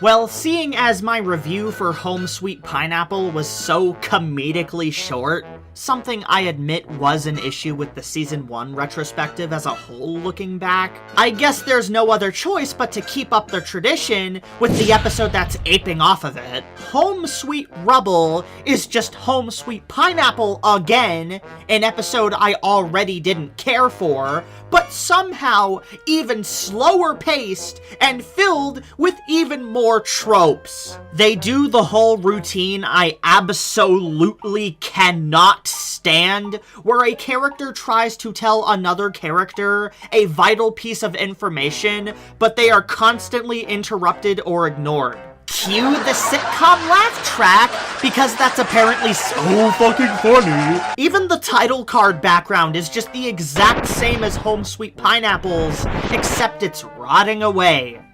Just like my will to live. While we were watching this, my friend Matt made a queso joke, and I don't remember what it was, but the joke was probably funnier than anything in this entire episode. 3 rotting pineapples out of 10, number 43 on my list. We are so close to Season 9, aka the Pearly Gates. Let's just waddle through whatever mush we have left with grace. Also, here's another example of Sandy being an incompetent buffoon. Perfectly calibrated.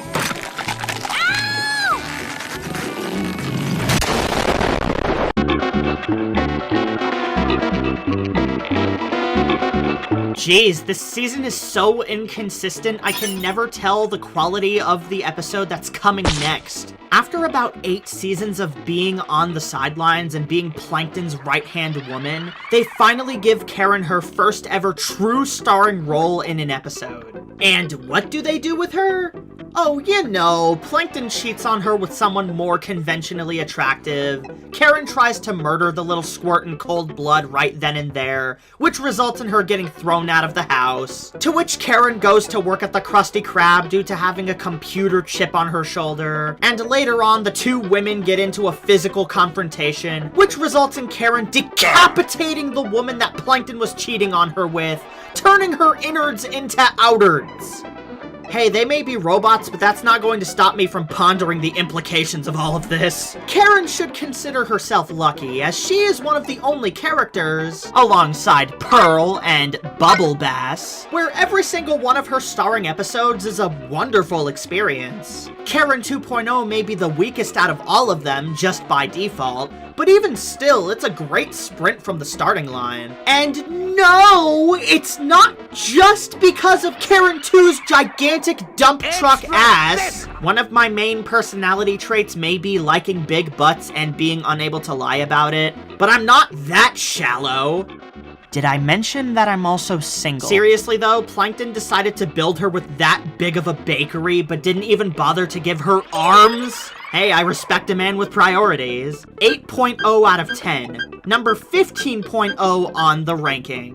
What this episode lacks in overtly gut-busting humor, it makes up for with a really unique story with a lead character who's finally starting to find her place in the show. This is now the 4th out of 5 Plankton and Karen marriage crisis plots the show has done, and it's also the last one I find to be unabashedly good. In doing research, I found out that they even have a toy based off of this episode, which was delightful to learn. I wish there was more SpongeBob merchandise like this, and not the obnoxious pandering meme shit.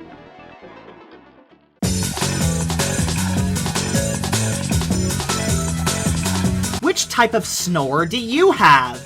Are you a honk-shoe feller? Or a snort me person? Did you know that apparently the original idea for this episode was going to be along the lines of Mr. Krabs having a nightmare about turning into a mustard dispenser? Honestly, kind of wish they stuck with that instead of what we eventually got, because I find that initial concept to be much more alluring. Not to say that SpongeBob having insomnia is a premise I don't like, because this had the potential to be a very fun, trippy, gag-driven episode, but it's very obvious that they combined this new premise with the old premise, and the result is a bunch of drama with Mr. Krabs that feels really forced in. I would have rather SpongeBob's inability to count sheep be something that he brings upon himself, rather than being planted in his head by an overly paranoid Mr. Krabs. Thankfully, when InSpongeiac doesn't try to shoehorn the Krusty Krab into the plot, it's anything but a snooze fest.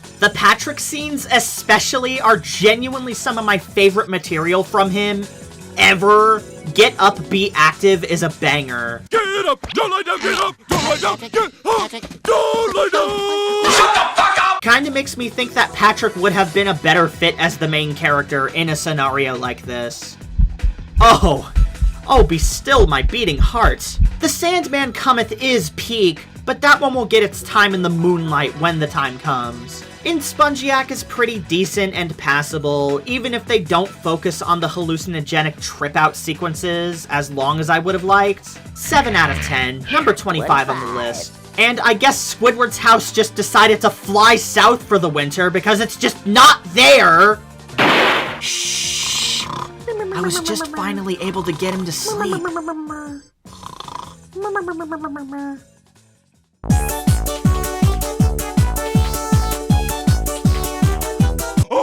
Patrick?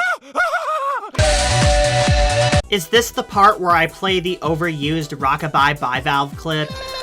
Look at me, Ma! I mastered YouTube commentary! I know we're not at the post-sequel era quite yet, but how ironic is it that they ended up making an episode that encapsulates most of people's issues with the era before the era even happened? Gee, maybe if a majority of post-sequel was like this, like people claim, their criticisms would actually have more ground to stand on, Face Freeze has a whole bunch of really well-drawn and hilarious expressions. And, well, that's about it. The actual plot is about as boring and basic as can be, but it is an enticing prospect to be able to view SpongeBob and Friends through the world's ugliest funhouse mirror. And seeing how Season 8 is a season full of goodbyes, we must bid a sad sayonara to artist Robert Ryan Corey. This won't be the last time he'll put his personal stamp on this franchise, but Face Freeze is the last episode that he majorly contributed to. Whether you loved or hated his work on the show, one thing's for sure.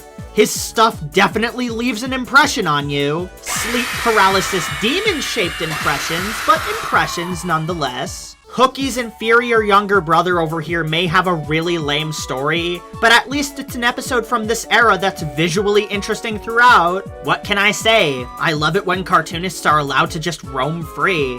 4 wacky faces out of 10. Number 34 on my ranking. You should see the look on your face. Better not let it freeze that way.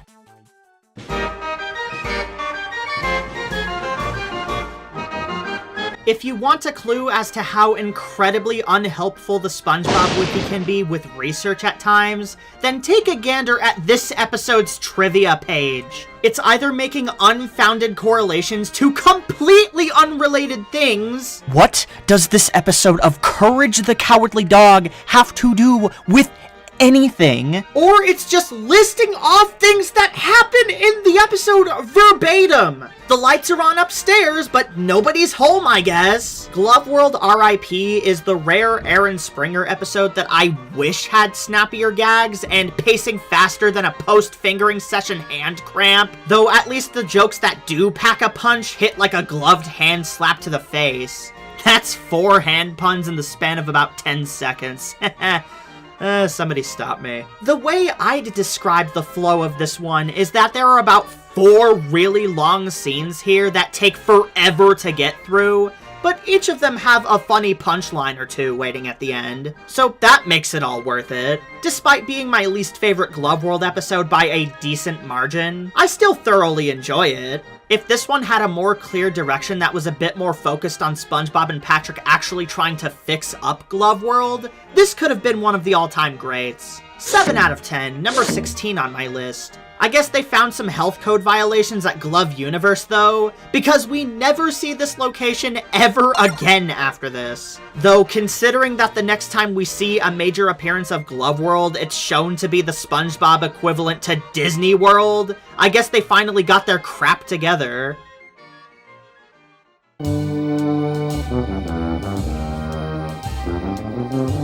Are any of you familiar with the concept of a punching bag episode? I'd assume not, because it's something I literally just made up. I define a punching bag episode as an episode of a show, doesn't have to be SpongeBob, it can be anything really, that you find so bad and derive so much ironic enjoyment from that you and your friends have fun verbally beating it down whenever it's brought up in casual conversation. Squiditis is that episode for me. This is the OG, so boring it actually kind of pissed me off episode. All of my issues with this one can be seen listed here, because frankly I don't feel like repeating myself for the millionth time. Some friends and I have accumulated a few other punching bag episodes over the years, but I gotta tip my flower to Squiditis for being the one to start it all. Every negative thing I could say here could be spun into a positive in favor of Squidward's sick days from season 13, so I'll just save my ranting and raving for then. Side tangent, but I really hate how they call it Squid's disease in the episode, despite the fact that Squidward is an octopus. I know he's called Squidward because Octward doesn't roll off the tongue as well, but shouldn't Squidward know that he himself is, in fact, not a squid? Is he stupid? 3 out of 10, number 42 on the ranking. This can be seen as a good thing or a bad thing depending on how you look at it, but Squiditis is the episode that marks an important milestone for SpongeBob SquarePants. That milestone being becoming the longest running Nicktoon of all time, beating out both Rugrats and The Fairly OddParents, which had 172 half hours each. Yep, Squiditis of all things is what got us here. I think just saying that gave me a fever.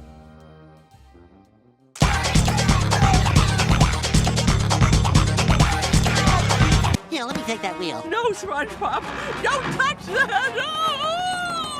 What the fuck? I feel like I've been spending a lot of Season 8 either talking about the pacing of the stories or the comedy on display, without really focusing on the characterization of the cast. That's mainly because, well, there isn't really much to add this time around that I haven't already said in the Season 7 video. Krabs and Patrick are the only characters where I sort of agree with the notion that they got flanderized over time, but even that comes with a couple asterisks. Those being that they can still be funny and likable characters outside of specific episodes where they're at their worst, and how a lot of their negative traits that people didn't like started to be reversed with Season 9 onwards.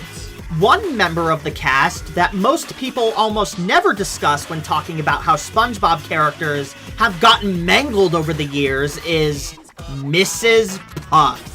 Yep, you know exactly where this is going. Demolition Doofus is the episode that people often cite to show that Mrs. Puff has finally jumped the shark due to her wanting to murder SpongeBob. For realsies! And what a shocker! I don't agree at all. At this point, that's about as shocking as a dim light bulb up your ass crack. My defense of Mrs. Puff here is that the show has continuously dropped hints over and over again that she's actually a schizo-psycho bitch. Well, I say dropped hints, but it's actually more along the lines of repeatedly hitting you over the head with a crowbar. That's why I don't really see Mrs. Puff snapping here as a jumping the shark moment. I find it to be more cathartic than anything. Mrs. Puff finally being allowed to go full-on psychotic and showing what is presumably her true colors is nothing short of fascinating. I like watching insane characters be insane. Sue me! This isn't a sudden turn for her character. This has been foreshadowed for years now. The Demolition Derby scenes ain't half bad either. Not A+ material or anything, but a solid B will do. That's not to say that everything in Demolition Doofus Land is sunshine and rainbows. The ending scene is a gigantic cop-out. You said she would never puff up again, what the fuck? And SpongeBob here especially is written to be kind of an insensitive little shithead. I never said this one was perfect or anything, but still, 7 crash test dummies out of 10. Number 23 on the list. In what is the third Camp Coral comparison of this video, I promise I'm not doing it on purpose, that show also has a Demolition Derby episode with Mrs. Puff titled Lake Crashers. Insert its peak gif here. Alright, 4 editors down, 1 to go. And it's me! I was the final editor all along!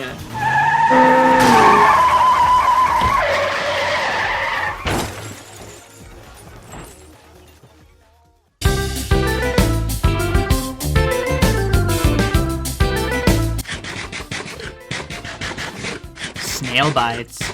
Oh goody, it's one of the 2 types of Gary episodes. Either Gary suffering or Gary suffering. Trash versus garbage. Which one will you pick?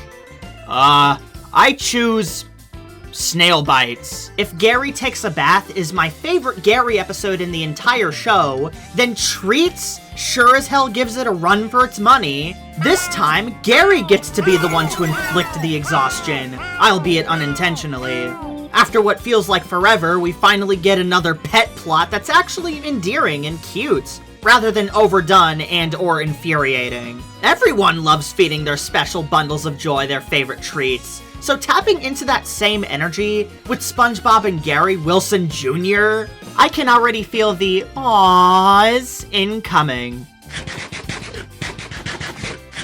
Snail bites. And for often being labeled the least funny season of the entire show, Treats sure does have a joke per minute ratio that would prove otherwise. Yeah, I find Gary continuously meowing to be the pinnacle of comedy, what of it? The escalation of the search for snail bites is especially great here. It basically just becomes Hide and Then What Happens 2, the Squeakquel, now with 30% more stock assets. And while Treats is my personal pick for the funniest episode of Season 8, it's also got a very sweet center. SpongeBob learns that sometimes the best thing you can do in a situation is just say, no! And Gary actually takes it in stride. Sure, it's a generic baby show moral that any embryo can learn from watching Sesame Street, but I think it works here really well under this specific context. Especially with how Season 8 characterization Patrick of all characters is the one to dish out this actually helpful advice. Y'all are sleeping on this one for real. Give it a watch if you haven't seen it in a while.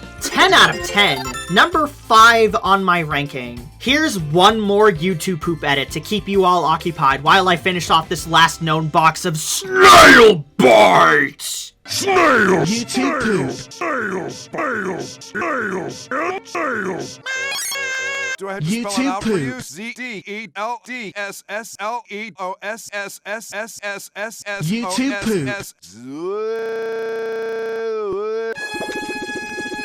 Green Hill's looking a lot more like Sand Hill right now. YouTube poop.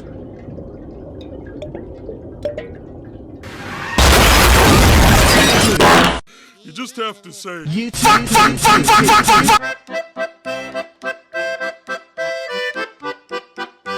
step right Oh, up. no. Yes, right. Oh my god. Here it comes. Here it comes. 3? 3? 3? He said the funny! He said the funny! Running 42! Running gag totally paid off, finally. Oh. Billions and billions. Billy, you're dead. Billy, you're dead. Why did you do that? That's not even a number. Yes. This is it. This is the crescendo of the gag. My favorite inside joke / running gag in this entire retrospective finally pays off here. It's a scene that's hilarious both in context and out of context, and some friends and I picked up on that a few years ago. This won't be the death of the 3 running gag for this retrospective, but it is where it peaks for obvious reasons. And to think this is only Fred's second most iconic catchphrase. Thankfully, the rest of For Here or To Go is a very rock-solid comedy-driven episode. Despite Plankton once again hogging the spotlight away from what should be the main selling feature of the story, this is an instance where I think it's actually intertwined with the main plot pretty well. I never got the appeal of those guess how many things are in the jar contests that a lot of establishments used to do, but seeing how most of the Bikini Bottomites are mindless sheep, this is actually a stroke of genius on Mr. Krabs' part. Don't know why Plankton is allowed to cheat his way to victory, especially in front of the Bikini Bottom Better Business Bureau guy. But I guess you could handwave it as the bad guy getting away with whatever he wants. 8 bun seeds in the jar out of 10. Contest winner number 12. Now that we're nearing the end of the season, the amount of goodbyes we're going to have to say are gonna start ramping up. Next on the docket is Steven Banks, who's been a writer on the show since season 4. At least he ended out on a strong note. I wonder what he ended up working on after SpongeBob. Hey Fred! What do you think the IQ is for the executives who greenlit Planet Sheen? 3?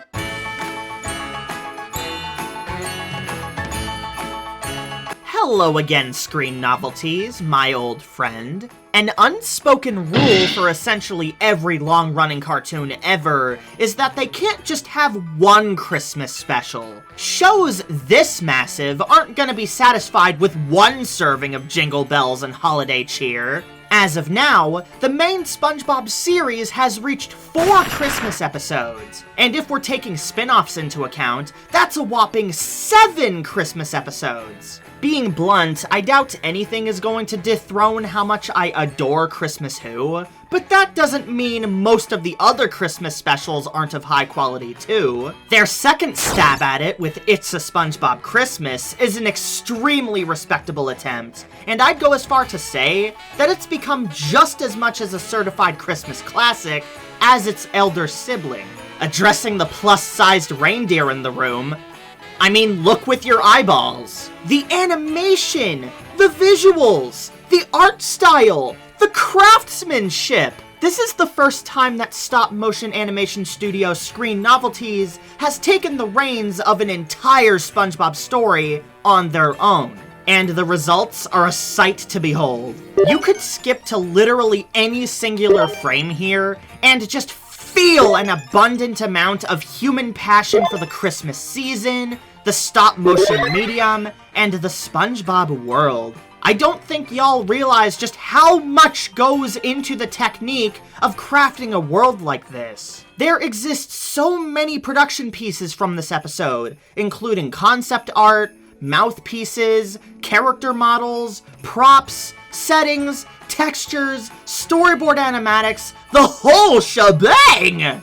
Wow! I love that different characters are made out of different materials, like SpongeBob being foam and Patrick being wool. I love the shots where characters are less detailed when seen from far away. I love that Patchy and Potty return and are animated for the very first time. I could keep yapping all day long about the visual splendor on display here. I really could. Just know that this is one of the few episodes from the Paul Tibbitt era of SpongeBob where Steven Hillenburg himself was very closely involved with the production. Don't know if he was the one who came up with the idea for this to be a visual homage to old Rankin Bass Christmas specials, but it's a feast for the eyes either way. If It's a SpongeBob Christmas was nothing more than a very nicely wrapped Christmas present, I'd be singing a different Christmas carol. Thankfully, the actual story here is extremely entertaining. Plankton weaponizing fruitcake to take advantage of the Christmas season is the most Plankton thing he could possibly do. Santa Claus is voiced by John Goodman. Not the first time he's voiced a Santa Claus, if Futurama is anything to go by. The climax is pretty much just Sponge CD,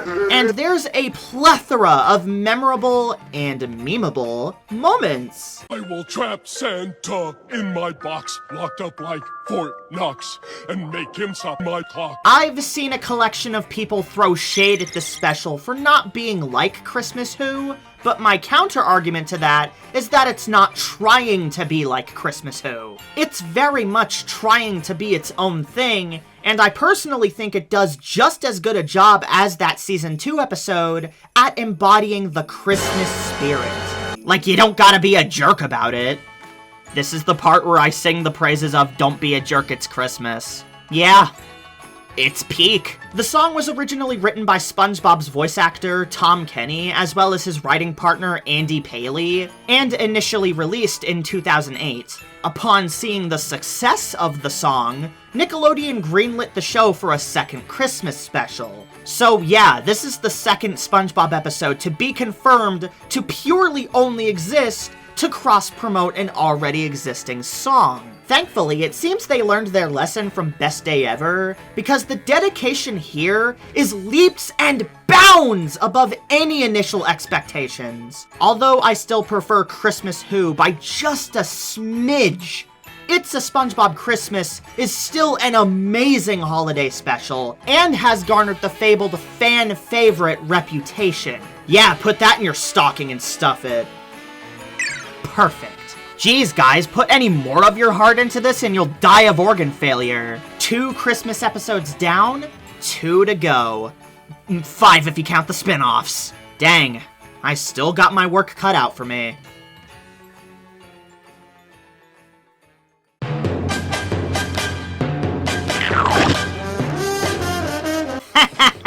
No, but seriously, this is one of the worst episode titles I have ever seen in anything. Oh, you fucking assholes. You couldn't just keep the peak streak going, could you? You just had to ruin it with super evil aquatic dick in my ass, didn't you? Plankton and Man Ray, 2 of the biggest, baddest bad guys in Bikini Bottom, teaming up for the very first time. Imagine the evil schemes they could cook up. Imagine the diabolical devastation they could create. The possibilities are endless.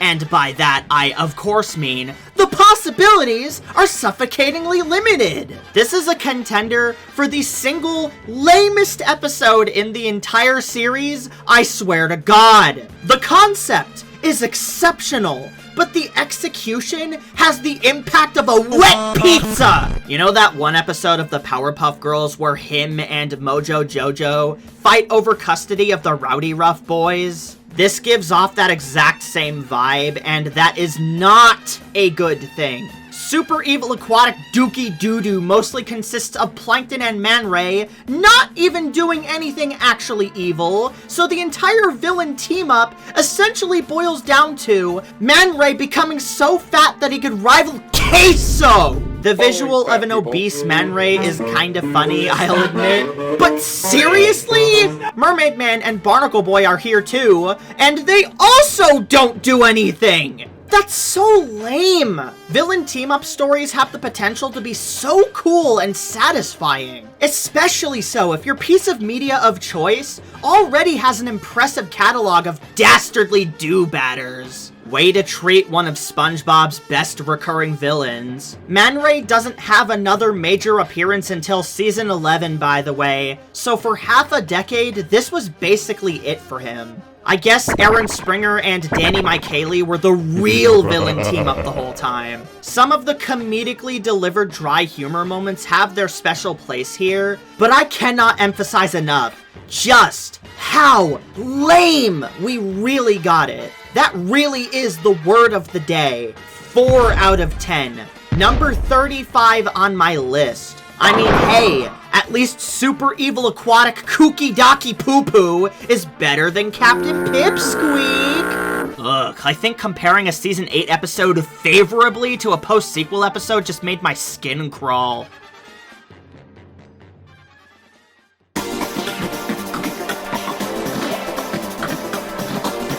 Just to give you an idea as to how much season 8 uses Plankton, this is the 4th episode in a row where he's a central focus. And if the next 2 episodes were switched around, then it would have been 5! Well, teaming him up with Man Ray, begrudgingly, didn't seem to work, so back to the kitchen we go. This is the part where I say that Chum Fricassee is the really good Squidward and Plankton episode of the season.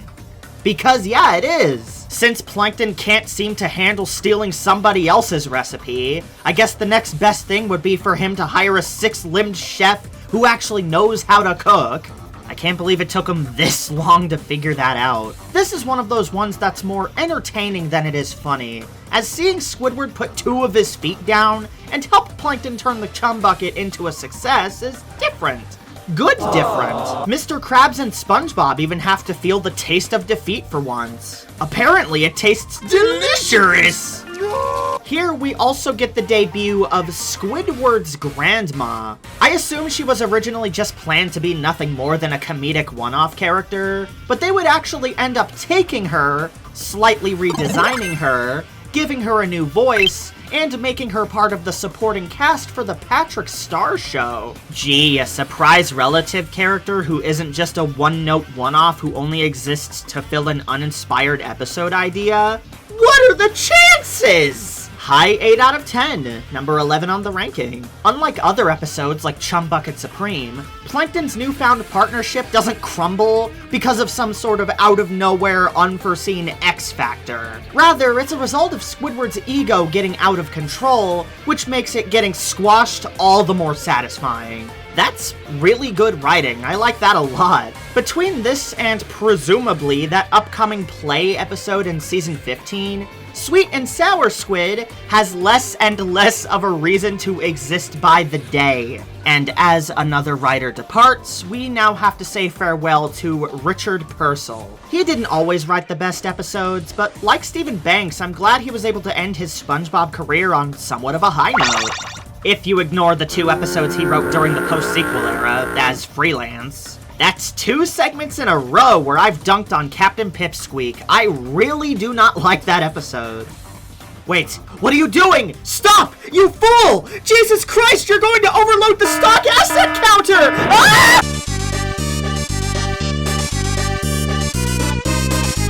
Alright, this is officially the point in this particular retrospective where I've damn near run out of things to say, so please pardon me if the next couple scripts come across as really bare bones. SpongeBob and Patrick are tasked with advertising the Krusty Krab in an attempt to get every single individual person in town to dine at the restaurant. That's all the setup you need. It's a good concept with a good execution.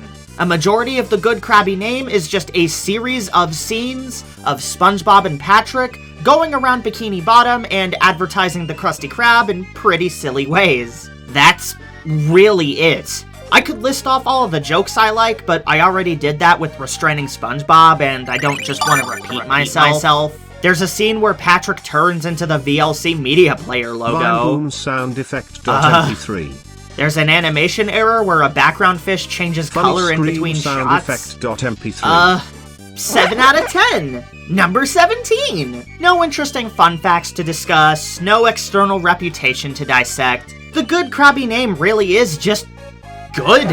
It's a pretty fast-paced, joke-driven episode too. You don't really see a lot of those past season 5 and post-movie. Jeez, this really is one of my shortest reviews in a while. The least I could do is play a funny clip from the episode. Patrick, what are we doing out here? I hired a skywriter. Oh, look, there he is now. Somehow I thought that would be more effective. I think I broke my thesaurus.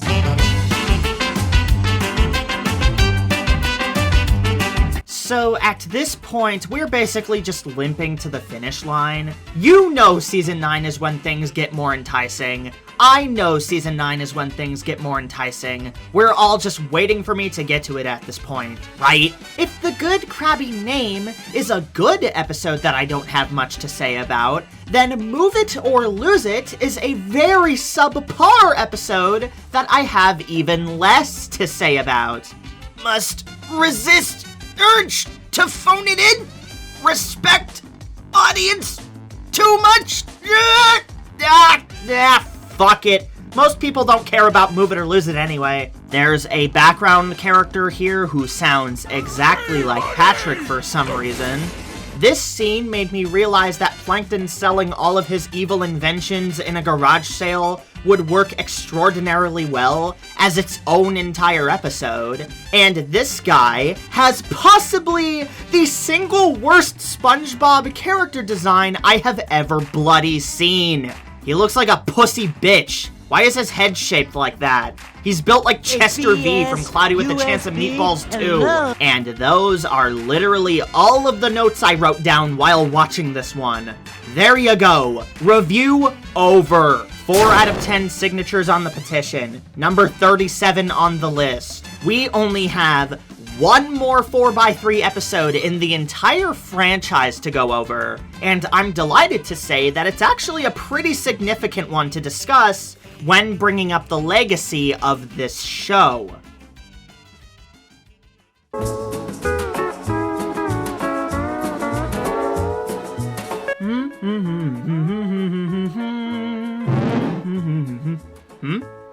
Uh-oh. Looks like I took a wrong turn at Baba Booey World.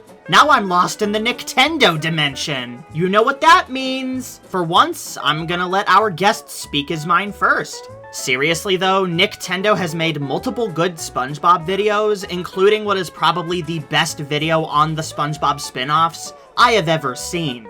Go watch it. Hey, I'm Nick. And on my channel Nintendo, I talk about SpongeBob sometimes. I think I'm one of 3 people that's seen every episode of Camp Coral. Truly something to be proud of. I haven't watched Hello Bikini Bottom since it premiered, so I enjoyed entering the warm embrace of this post-movie era's signature jankiness. The blank stares, background fish with a 60s cartoonist influence probably designed by Aaron Springer, deliciously subtle line deliveries, and awkward conversations filled with anti-humor. Mr. Krabs, where do I put this? Anyways, fine. Then what about this? What really stands out to me about this episode is that the heart is front and center. SpongeBob and Squidward make each other better when playing music together. They only know one song, but it still gets the attention of crowds and promoters. However, it's only when the pair choose to perform with each other, instead of accidentally falling into a duet or being forced to play at a hastily scheduled concert, that they're able to sync up and truly express themselves. That's when SpongeBob and Squidward are at their best. Wow, that was actually kind of good. Look at how close they get to high-fiving! In between the Mr. Krabs shenanigans and desperation to save the Krusty Krab from its admittedly pretty funny fate of being pawned off, there's an underlying story of these neighbors finding common ground in a shared hobby. I almost want to call this a musical episode with how much they play, but there's only 2 songs. The lyrics aren't incredible, the rhymes are very simple, but the voice actors are giving it their all, and both songs have terrific vibes. I love the fast-paced collage of stock images and visual gags that cleverly ties characterization into establishing everyone's motives. We're watching Squidward slowly return to reunite with SpongeBob in split screen, tracking the somber sunset give way to a miraculous undersea aurora borealis. Factoring in how Patrick doesn't have a lot to do, the resolution comes out of nowhere, and the moment with Colonel Carper tricking Krabs could have been merged with the next scene, I feel like Hello Bikini Bottom evens out to being a decent amount of fun, elevated to being one of the better later specials by 2 standout sequences, and I enjoyed revisiting it. If you waited 4 long seasons for the return of Ned and the Needlefish, boy do I got good news for you. You absolute freak. Now the question remains, since this is the last standard definition SpongeBob episode, how will Luke crop the rest of the episodes in their future retrospectives? Will the tops or sides be cut off? Is this a rhetorical question because there was already a random HD episode covered in season 6? I can't wait to find out! Thanks for holding me hostage in your dimension, Nick. I'll send you a postcard. This is one of the few times I don't have much to contribute to the discussion here. Hello Bikini Bottom, in my opinion, is not an amazing episode, is not one of the best of season 8, it's not even one of the best specials. But you know what? It still gets my official Luke Vaughn seal of approval, despite the issues I do take here. The tone is way more dour than it should be, as a lot of the plot here is either characters being miserable or characters being dickheads to each other. They barely commit to the initial globe-trotting musical road trip premise. And the songs, while decent, are nowhere near some of my favorites the show has performed. Though the stuff that does work here really works. The jokes that do it for me make my stomach hurt from laughter. The SpongeBob and Squidward dynamic is handled really well, especially so considering that this is the only time where Squidward is actually good at the clarinet. And this is one of like 4 instances in the entire series where it's acknowledged that SpongeBob plays the ukulele. And, okay, I admit, I get a lot of amusement out of what I can only assume is Saberfart's green twin brother. I respect anyone who says that Hello Bikini Bottom is their favorite special of Season 8, but I'm much more of a Frozen Face-Off and It's a SpongeBob Christmas enjoyer, thank you very much. 7 out of 10. Number 18 on my ranking. What better way to say farewell to the 4:3 aspect ratio than to hear one final serenade from this trio of writers? It is with a heavy heart that we now wave goodbye to Danny Michaeli, who, with the exception of a one-off episode he wrote for season 10, worked on shows like Harvey Beaks, Little Big Awesome, and The Mighty Ones. Sean Shermatz, who, as previously stated, got a job at DreamWorks and eventually directed his own movie there. And most saddening of all, Aaron Springer, who still ended up getting a lot of high-profile work after SpongeBob. Seeing Aaron Springer go really hurts the most, as the dozens of episodes of SpongeBob SquarePants that he worked on really let him express his own creative voice as an artist, and the series has never quite recaptured his exact same vibe ever since. This might not be the end of the post-movie / Paul Tibbitt era quite yet, but it's the end of an era for the series in a metaphorical sense. SpongeBob may have been later to the 16:9 party than most, but he and his nautical nonsense are here to stay. Next time on the SpongeBob SquarePants retrospective, our field of vision gets just a little bit wider.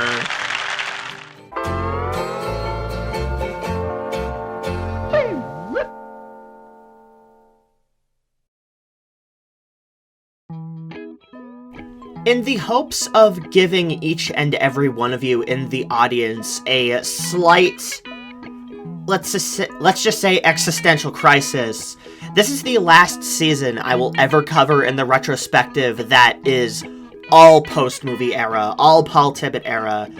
Season 9 is when simultaneously the post-movie era ends and the post-sequel era begins, and I couldn't be happier, to be honest. As always, I want to thank everyone who helped make this video possible. You know, all of my editors, of course. Bermunzi for recording new mid-word lines outside of the one, original one that I've been using up to this point, as well as all of the YouTube poop assets. I want to thank, Roy for the thumbnail, my friend Scuff for the, transition, or the rating animations. Want to thank Cartoony Sid for the drawings. Of course, big thank you and big shout out to Nick Tendo, who was willing to guest star in this video. I honestly can't believe I've gotten this far in terms of, getting, actual, big, popular cartoon YouTubers on this silly little project of mine, but again, I couldn't be more thankful, so thank you so much.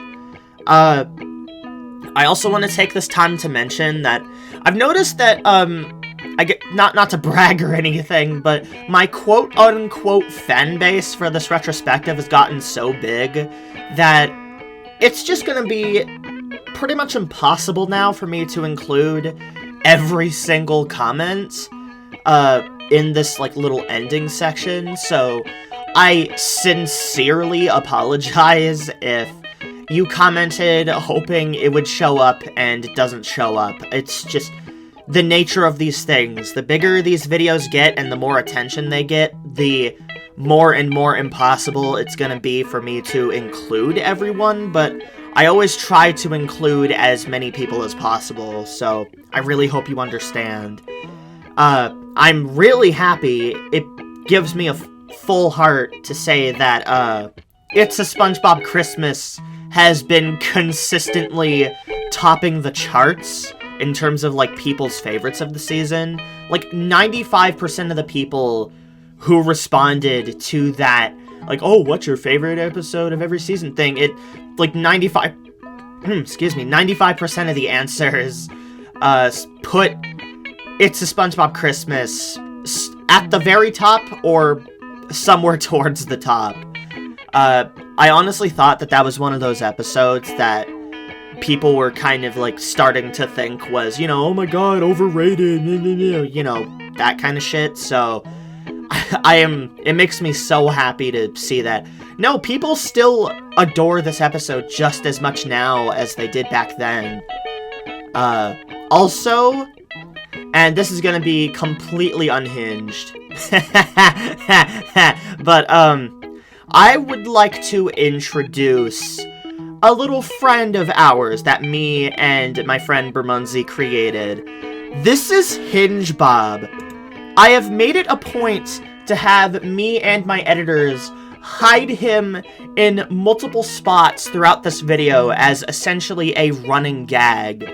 I don't know if we'll keep doing this for future videos, or if this is just gonna be a Season 8 exclusive thing. But yeah, Hinge Bob. Basically, this retrospective's version of Bloody Grr, if you will. If you wanna, you can watch back through the entire video and see if you can spot every single instance of Hinge Bob being shown. I don't have anything to offer as a reward if you do. I just thought it would be fun for people to do, so knock yourselves out. And then I think the last thing I want to talk about is the schedules for the next video. Or should I say, videos, plural. Yeah, that's right. The videos for Seasons 9 and 10 are going to be worked on at the exact same time. We're double dipping here, so to speak. My plan is to release these videos back to back, basically one day after another. So Season 9 will release one day, and then Season 10 will release exactly 24 hours later the following day. I figured since, you know, season 10 is the shortest season in the series by far, you know, it would be kind of lame if I just released that video on its own, like any other retrospective. I wanted to do something special.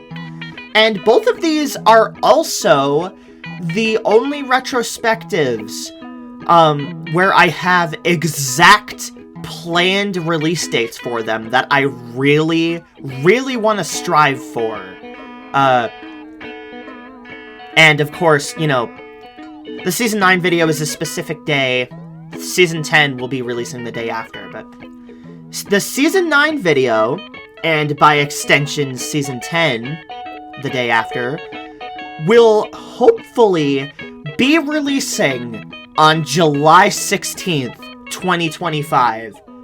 I'm not even going to say why that date is significant. I want you to figure it out for yourselves, because if you're a SpongeBob lunatic like me, I feel like it should be pretty obvious. So yeah, mark your calendars. I, again, hope we can reach the deadline of July 16th and July 17th, respectively. I don't think there's anything else left I want to say. Oh, there is actually one more thing. Starting with Season 9 onwards, we're going to be doing things a little differently as far as, like, the posts go of, oh, say, like, you know, your favorite and least favorite episodes of the season and, like, what you think of the season in the comments, blah, blah, blah. They'll be featured in the video. From now on, I am actually going to be posting those at the start of a video's production, rather than, like, you know, in the middle, you know, more towards the end. So, if I, like, post the Season 9 thing, and then, like, Season 10 the day after, like, a week after this Season 8 video goes up, that's why. Mainly, I'm doing it this way mainly because, you know, after, like, Season 8, Season 9, Season 10-ish, I want to say, gauging, like, the popular consensus and also just, like, the fan favorites and, like, the least favorites for every season kind of gets a little bit tricky. So I want to be able to determine that, like, for the video, so if I talk about any certain segments, I can be like, oh yeah, this episode is actually a fan favorite, or this one is one that people generally don't like, and therefore I have a hot take on, or, you know, something like that, right? I mean, I know episodes like, you know, Mimic Madness from Season 10 are, like, huge fan favorites, but, you know, relatively speaking, you know, just for the other seasons. But this conclusion has gone on way longer than basically any other in this retrospective at this point, so I'll wrap it up here. Again, thank you so much for watching. Again, it really means the whole world to me and my editors and everyone else who contributes to these retrospectives. Just know that from now on in this retrospective, things are going to start getting a lot more positive, and for the most part, they're going to stay positive. So, prepare yourselves.